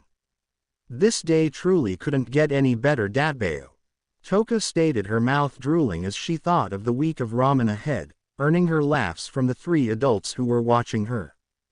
Flashback end. Tsunade smiled at the fond memory. The girl's actions reminded her of what she had done when she was a young girl. Taking advantage of the fact that she had her grandfather Hashirama wrapped around her little finger just like Toka had Naruto wrapped around hers. Shaking her head, Tsunade pushed away the memory. Yes, that night she had cooked ramen for Toka and Naruto, after the third helped Toka move her important stuff from her apartment into the compound, and yes, she had cooked ramen for her only the following 6 days.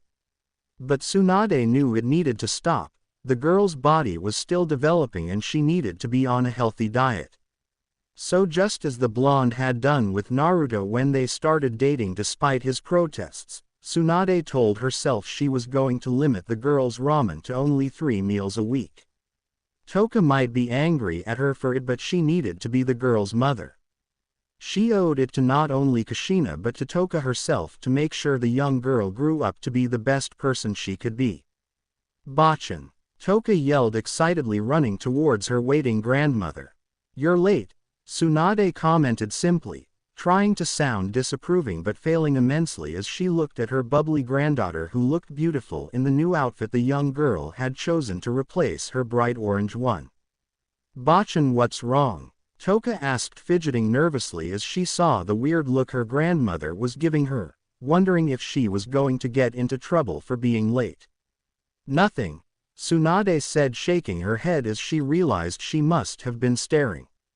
You just look beautiful, Toka-chan, Tsunade told her, smiling, thinking of how the girl truly did and how much she reminded her of Kushina. Hence why she had spaced out as her mind wandered to memories of her daughter. Thank you, Bachan, Toka replied, slightly embarrassed as she still didn't feel completely comfortable with what she wore, though she admittedly liked the new outfit more than her old tracksuit one. Well, let's go, Tsunade said, sticking out hand for Toka to take, causing the girl to suddenly freeze as she stared at it. What's wrong? Tsunade asked worriedly, swiftly withdrawing her hand as she noticed the girl's change in expression. It's just, Toka began, her eyes watering as she paused, fearing her grandmother would think she was silly if she admitted the truth before continuing as Tsunade sent her an encouraging nod. I've always wanted someone to take me to the academy, Toka admitted, thinking of how enviously she was of all the other kids she had seen walking to the academy with their parents or someone close to them, whilst she had no one. Shikamaru, Choji, Hiba, Shino, everyone, one, even Sasuke, they all had someone. Toka explained, wanting her Bachan to understand. But I didn't. Oh Toka, what I have done to you, Tsunade thought sadly, hating herself as she felt an explosion of guilt grip her being. She had done this, she had left this girl, she had forced her to walk to the academy alone, she had left her to the villagers' treatment, and worst of all, Toka hadn't blamed her, hadn't been angry at her like she deserved to be. She had just accepted her, opening up to her without even asking where she had been, and that made Tsunade hate herself more. You have me and your Ojias, and now Toka-chan. The two of us will always be here for you, Tsunade earnestly promised, smiling warmly as she offered her hand again. Toka tearfully returned Tsunade's smile as she hesitantly grabbed the offered hand. Yes, the Hokage had taken her to the academy a total of 4 times in the past 3 years since Toka started, she had counted, but she never felt anything like the feeling she was feeling now. Yes, the old man had made feel safe, but he had never made her feel cared for, loved like her Bachan did, and that made the young girl truly smile as she walked next to her grandmother, making the trip to the academy for the first time without feeling alone and unloved.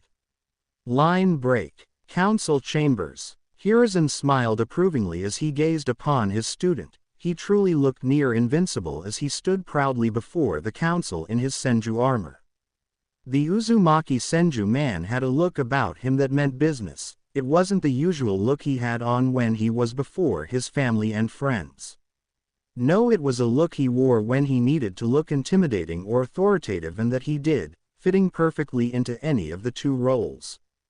Glancing at the man, Hiruzen in that moment could see more of the Yonin's mother than he could his father.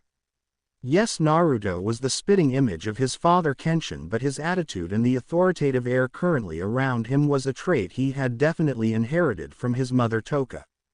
Having met both his parents before, Hiruzen knew Kenshin had been a hopeless flirt that no person could ever take seriously despite his strength and skill as a shinobi. Toka, however, had a demeanor that contradicted Kenshin's, serious, respectable with an authoritative air that matched the likes of Hashirama or Tobirama. The only time Hiruzen had seen Toka without her usual composure was in Kenshin's presence, where she would blush and say things like, "Databane," much to the shock and amusement of those around her. Looking at Naruto now, Hiruzen knew that both his parents were undoubtedly proud of him wherever they were in the afterlife. Their son had grown up into a fine man who made an exceptional shinobi both in character and in strength, with abilities only seen once in every generation in the likes of legends like Madara Uchiha or Hashirama Senju. No doubt Naruto was on his way to match and maybe even surpass both in the years to come. Truly, the man before him would be the perfect successor. He even had the ability to shut up the civilly. Naruto-sama, Yonin-sama, Uzumaki Senju-sama, Raion no Konoha. Hiruzen heard the civilian council start to shout out randomly, breaking the silence with their shouts as the third cursed himself for having clearly spoken too soon about Naruto's ability to silence the annoyingly loud civilian council. Silence! Hiruzen roared, flaring his killing intent as an impressed Naruto made his way to his sensei's side. The Uzumaki Senju turning to face the council as he inwardly approved of the Hokage's method of dealing with the shrieking. Making a point to stand at his sensei's right, Naruto shifted his violet gaze around the room, glancing at each member of the council individual. Noticing how most of the males in the room looked respectful and awed by his presence whilst the females all looked flustered, spotting an obvious blush besides the Inuzuka who shot him a flirtatious wink and the Ravenhead whose gaze he had briefly met earlier who now averted her eyes looking anywhere but him. "So the rumors are true," Hiyashi stated respectfully, addressing the man who was of greater legend than his former classmate Minato Namikaze. "You have indeed returned, Naruto-sama." "Yes, I have," Naruto replied evenly, slightly nodding at the man he instantly recognized as a Hyuga, wondering if he was as uptight as he remembered the clan to be. "But how?" Shibi asked, adjusting his glasses as he gazed at the man everyone knew died. "You died in the second shinobi war fighting against Hanzo," Shibi bluntly stated, thinking of the story everyone knew of Team Hiruzen. The 4 shinobi that fought against Hanzo the Salamander and his army. Where the strongest of them, Naruto, fell as he solely fought Hanzo so his team could escape after the 4 of them had defeated hundreds of shinobi, earning them the title of Yonin throughout the elemental nations despite Naruto's death. Naruto wanted to chuckle as he looked at the Aburame, who was as blunt and stoic as he remembered members of his clan to be. It was nice seeing some things hadn't changed. "I didn't," Naruto lied, remembering the story him, Tsunade and his sensei had agreed upon. "One moment Hanzo was about to land a killing blow on me and the next I woke up 30 years in the future lying in a hospital bed," Naruto explained, slightly grimacing as he remembered a wounded Hanzo towering over him. The Salamander's eyes glinting in victory as he told Naruto that he had fought well, but it was not enough before his body screamed in pain as Hanzo's blade pierced him. "The how of Naruto's being here remains unclear," Hiruzen lied, quickly butting in. knowing he had to shift these people away from the topic of the mechanics behind Naruto's return and get them on another topic before the likes of Shikaku started questioning the flaws of his tale or the likes of Danzo started questioning his loyalty. All we know is he survived his fight against Hanzo, and his appearance in Konoha had something to do with the chakra surge we felt several weeks ago. Hiruzen added vaguely, relieved to see that the bulk of the council nodded, believing that some things couldn't be explained, especially in the shinobi world, as they decided to drop it. Now Naruto has already decided to return to active duty and has taken up residence in his former home in the Senju compound with his wife Tsunade Senju Uzumaki and his granddaughter. Hiruzen announced, earning puzzled looks from the civilians who thought the man had no grandchildren and knowing looks from the shinobi side who knew the man in fact did. Granddaughter? A civilian man asked, confused, having never heard of the Yonin having grandchildren. Yes. Who? The civilian asked, his eyes and everyone else's on the Hokage and Yonin. Toka Uzumaki Senju. Naruto butted in, answering before the Hokage could. Naruto-sama, that demo. A civilian woman began wanting to protest as she wondered if the Kyuubi had somehow influenced the respectable man into believing they were somehow related, but stopped as a killing intent that surpassed the third's earlier one flooded the entire room. That girl is my granddaughter, Naruto stated, his voice dangerous low, glaring at the woman as he further raised his killing intent to a point where the civilians couldn't breathe. Holding it there as he hardened his eyes, enjoying the sight of watching her and her fellow civilians squirm. Toka Uzumaki Senju is the daughter of Minato Namikaze and Kushina Uzumaki Senju. She is also my granddaughter and the granddaughter of my wife Tsunade Senju Uzumaki. And you have no right to call her demon. Naruto spat out in disgust, anger filling his voice as he raised his killing intent further, remembering the stories he heard from his sensei about what the villagers, a majority of them being civilians, did to Toka. Thankfully none of them had been stupid enough to do anything physical, or else this meeting would have ended differently.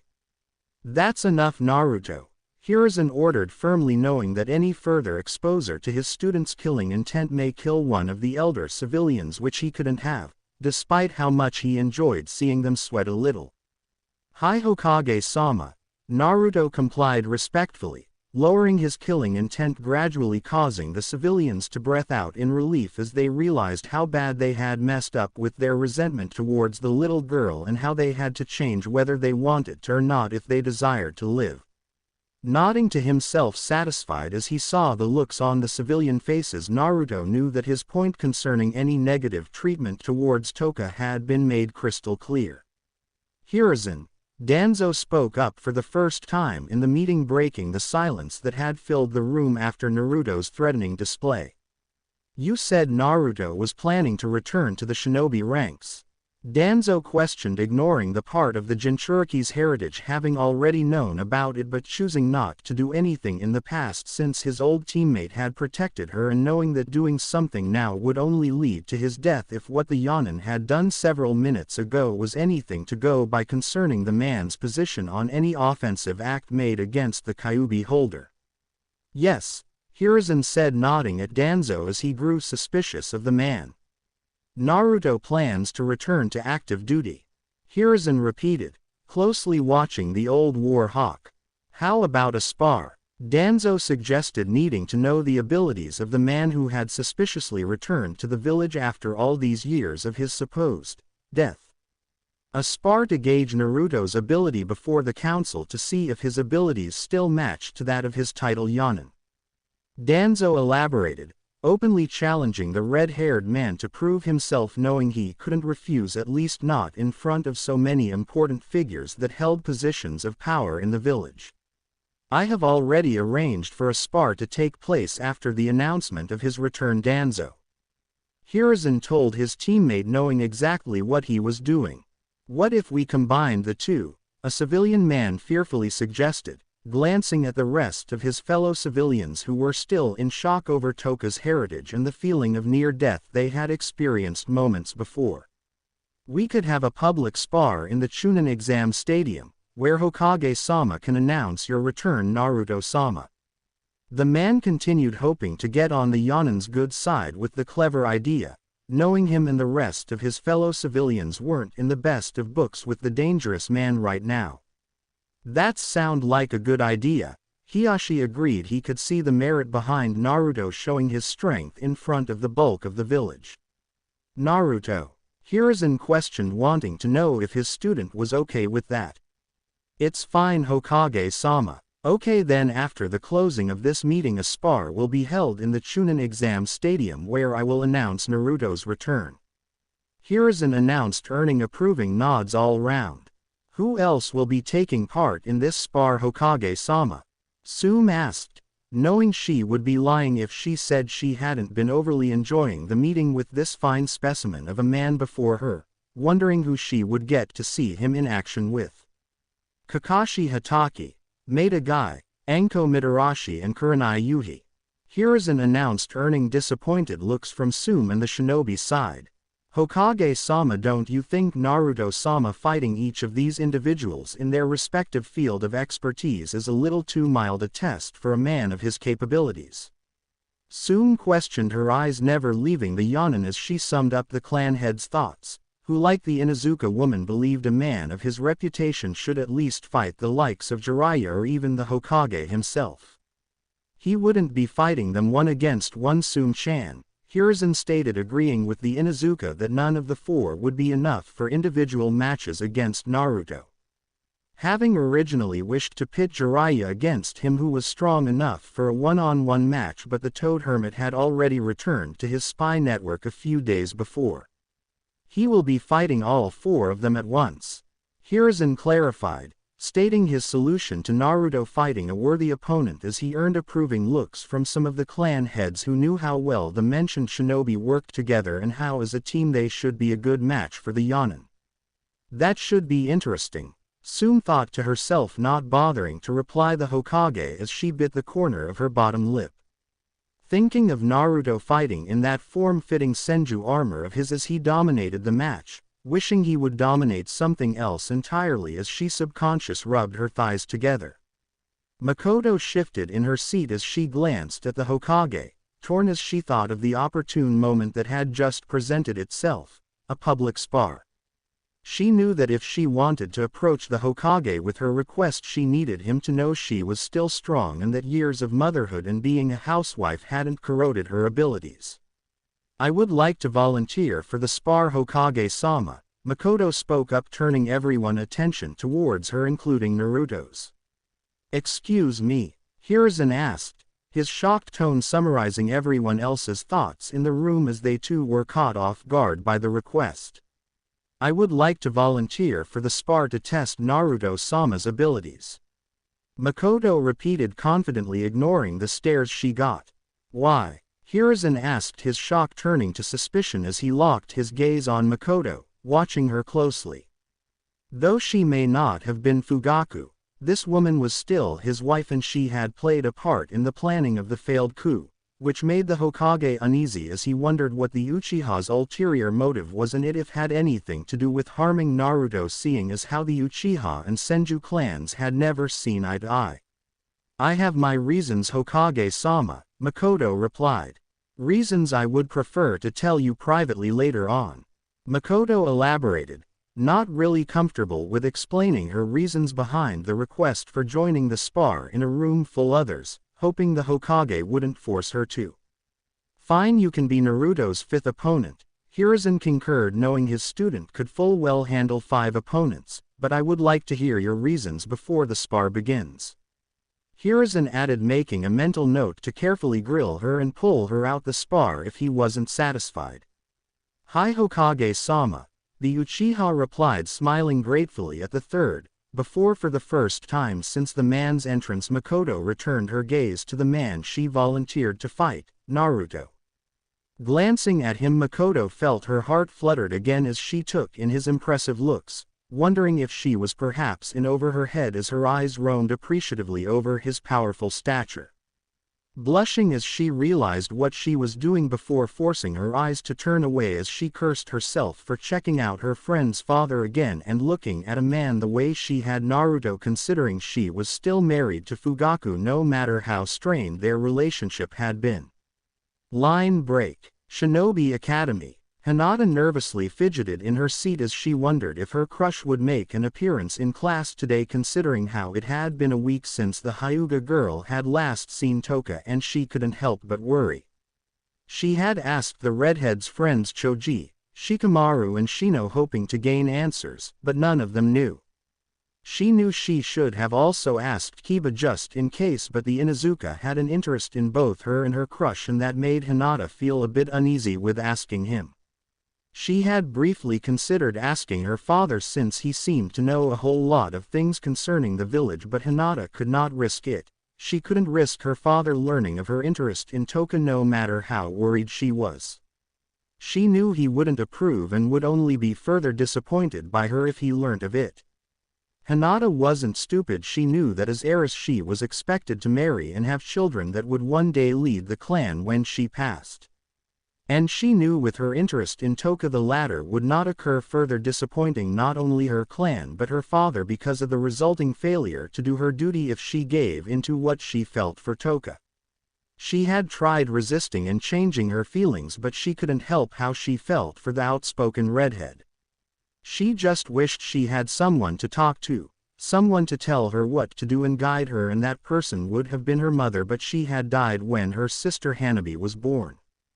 Sighing, Hinata turned her attention back to Iruka, pushing away her thoughts concerning her missing crush as she listened to the lecture on the Hitaki clan. Tsukumo Hitaki the Shiroi Kib, Iruka continued but stopped as he heard the door open, turning everyone's attention towards the room entrance including Hinata's.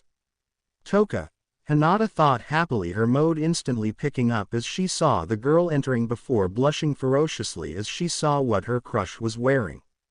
The usual bright orange oversized tracksuit the redhead was well known to wear had been replaced by a short black skirt over a pair of knee-length black tights. On her upper body the girl wore a black top under a form-fitting green jacket that showed off her developing figure, replacing her bulky orange one.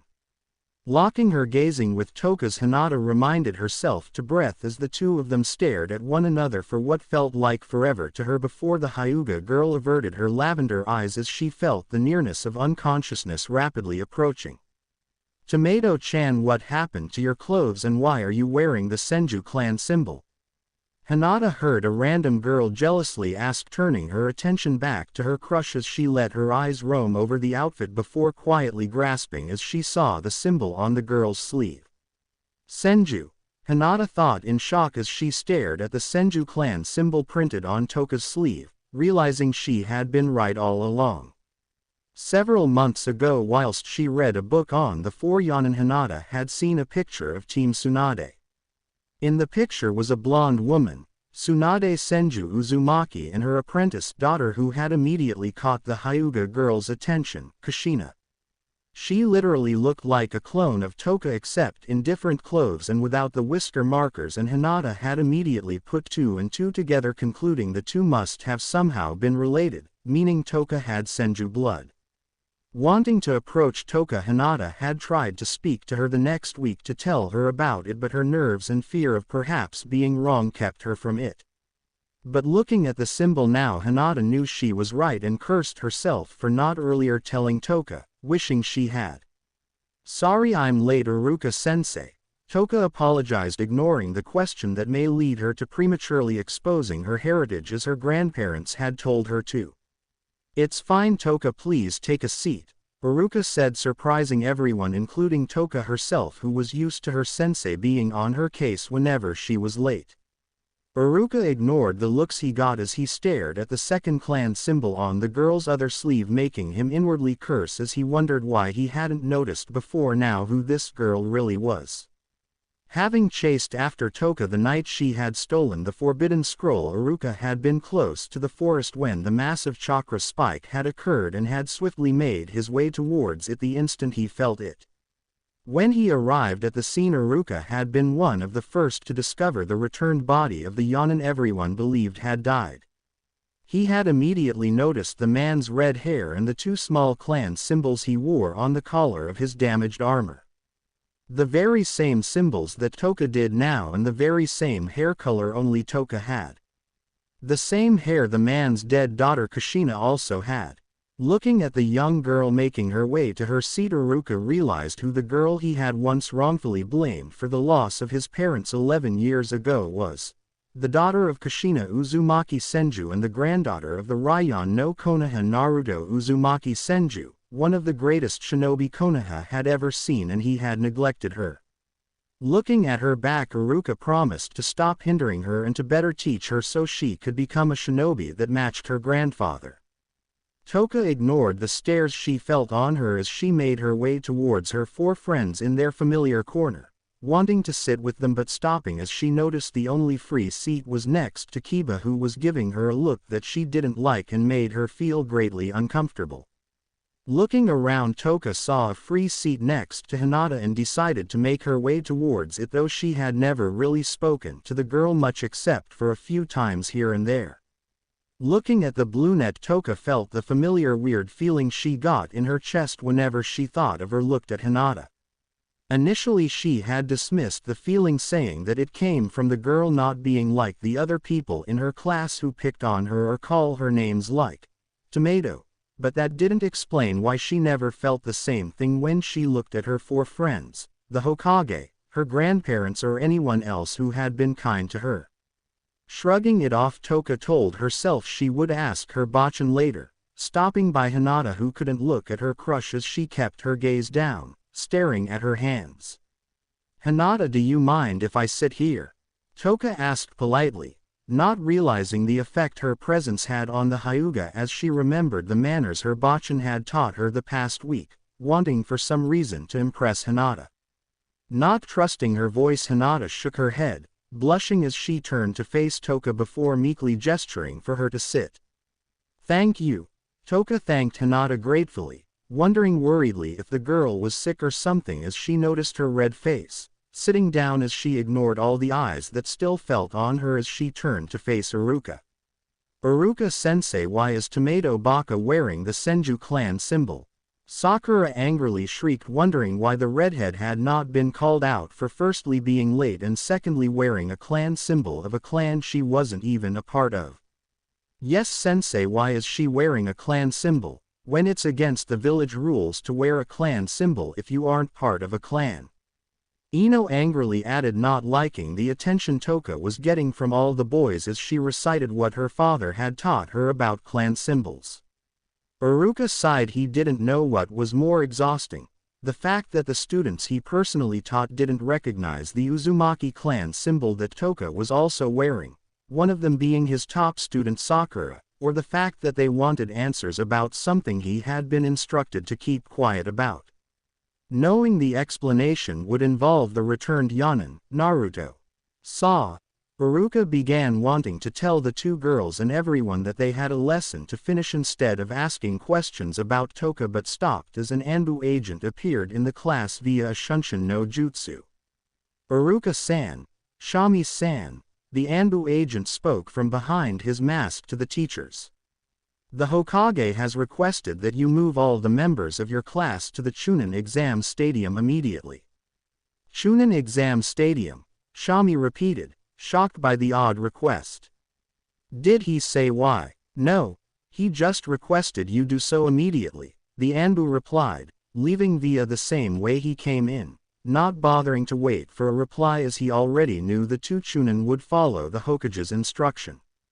"Well, UHEA," Shami began, wanting to give the order for the students to follow him before stopping as he shook his head, watching the bulk of them noisily bolting out the class, not even knowing where they were going. "I'll follow them," the lanky man told Iruka before chasing after the students that had left. Iruka half-hearted muttered something in reply to his colleague as his thoughts drifted to the girl who had arrived late for his class, concluding that whatever was about to occur at the stadium had something to do with Toka missing the previous week in her new outfit. He just wondered what. Line break. Uchiha compound. Fugaku for the first time in nearly 3 years allowed himself to feel emotion as he silently wept staring at the picture before him. In it was a beautiful woman and 2 equally beautiful twin teenage girls that all stood smiling as they hugged one another. The 3 of them had been what Itachi had truly taken from him the night of the massacre, and the 3 of them were Fugaku's reasons for what he planned to do.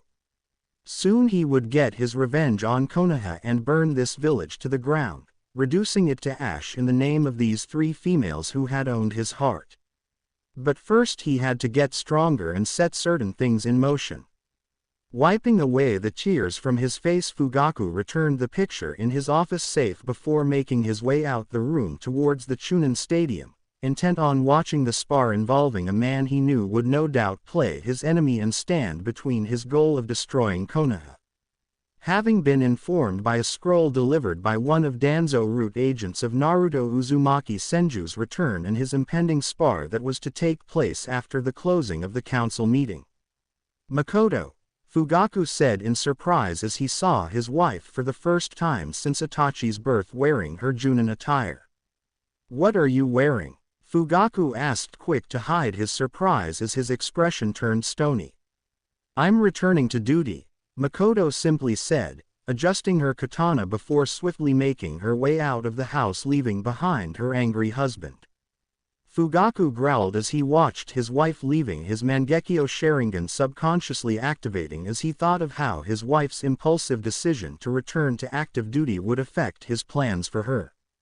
He needed her alive to use her as a tool to set up what he planned for the future, and with her out in the field there was risk of her getting herself killed. He would not allow this or settle for it. Mikoto was to return home and rid herself of this ridiculous notion of being a ninja. Line break. Outside Chunin Exam Stadium, Mikoto smiled as she appeared outside the stadium entrance via a Shunshin no Jutsu. It had felt good walking away from Fugaku the way she had it, and it had felt even better doing it in her ninja attire, having missed the feeling of power the standard Junin uniform and her katana gave her. She had told the Hokage of her plans to return to duty and her reasoning behind it after the ending of the council meeting, and Mikoto had been pleasantly surprised when the third had said he approved of it, not bothering to question her further as he told her if she proved her ability in the spar she could commence missions the following week if the Uchiha woman was up for it. She had immediately told the Hokage she was and couldn't wait to have some time away from the village, away from a household where she felt unappreciated, but mostly away from Fugaku. But first she needed to win a spar, or at least try to. Line break. Inside Chunin Exam Stadium, Hiruzen sighed as he saw Mikoto enter the stadium and join the 4 other ninja who stood in the center of arena. He knew allowing the Uchiha back into the ranks was a risky thing since he had initially planned to ban her and Fugaku from rejoining. But having seen how things had changed with Naruto's return, Hiruzen saw a perfect opportunity to better monitor the Uchiha that he had to take. He planned on discussing it with Naruto, but first he had to commence the announcement of his return and begin the spar. Looking around, Hiruzen felt satisfied with the outcome. It would seem just over 3/4 of the village had come, and he knew it was time to begin the spar and announcement. "People of Konoha," Hiruzen began speaking in a loud chakra-laced voice as he stood at the front of the cage booth him, Toka and Tsunade currently occupied. The stadium instantly falling silent as the village leader began to speak. "Several years ago during the Second Shinobi War, a man that I had the privilege of teaching was believed to have been killed by the hand of Hanzo the Salamander." Hiruzen continued, his tone remorseful as he noticed the somber air that filled the stadium. The man was none other than the Raion no Konoha, Naruto Uzumaki Senju of the Yonin.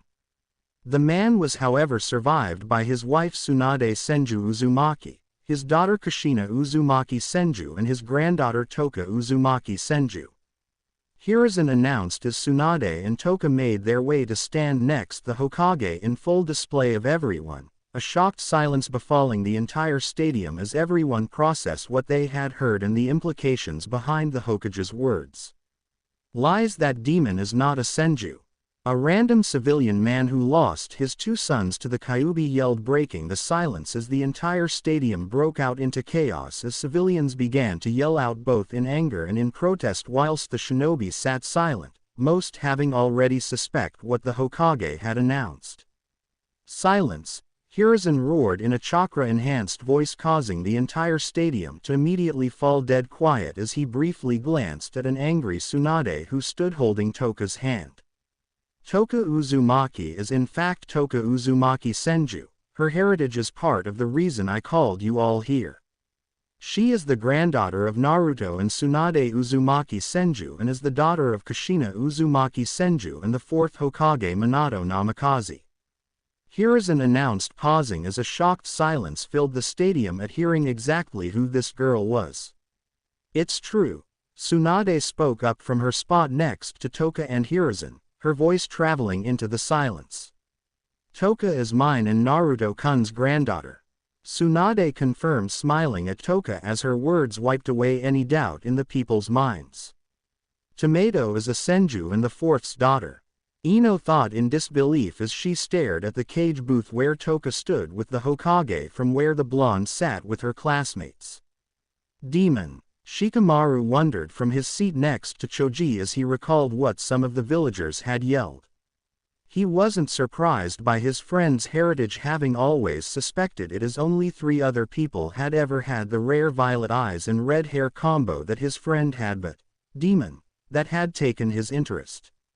Him and Toka's other friends had always been aware of their friend's unfair treatment and had always wondered about the reason behind it. But hearing now that Toka was the 4th's daughter, Shikamaru believed he knew exactly why she was treated the way she was.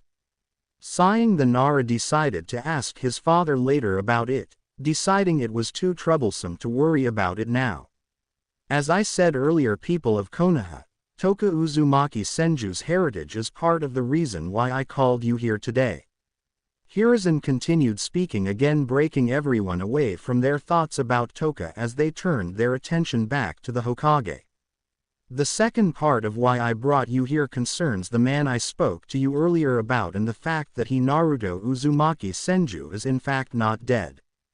Hiruzen revealed, pausing as he heard the collective grasp of most of the stadium. The Yonin's return is the reason why I called all of you here, to witness a spar between the returned Raion no Konoha and the 5 shinobi before you.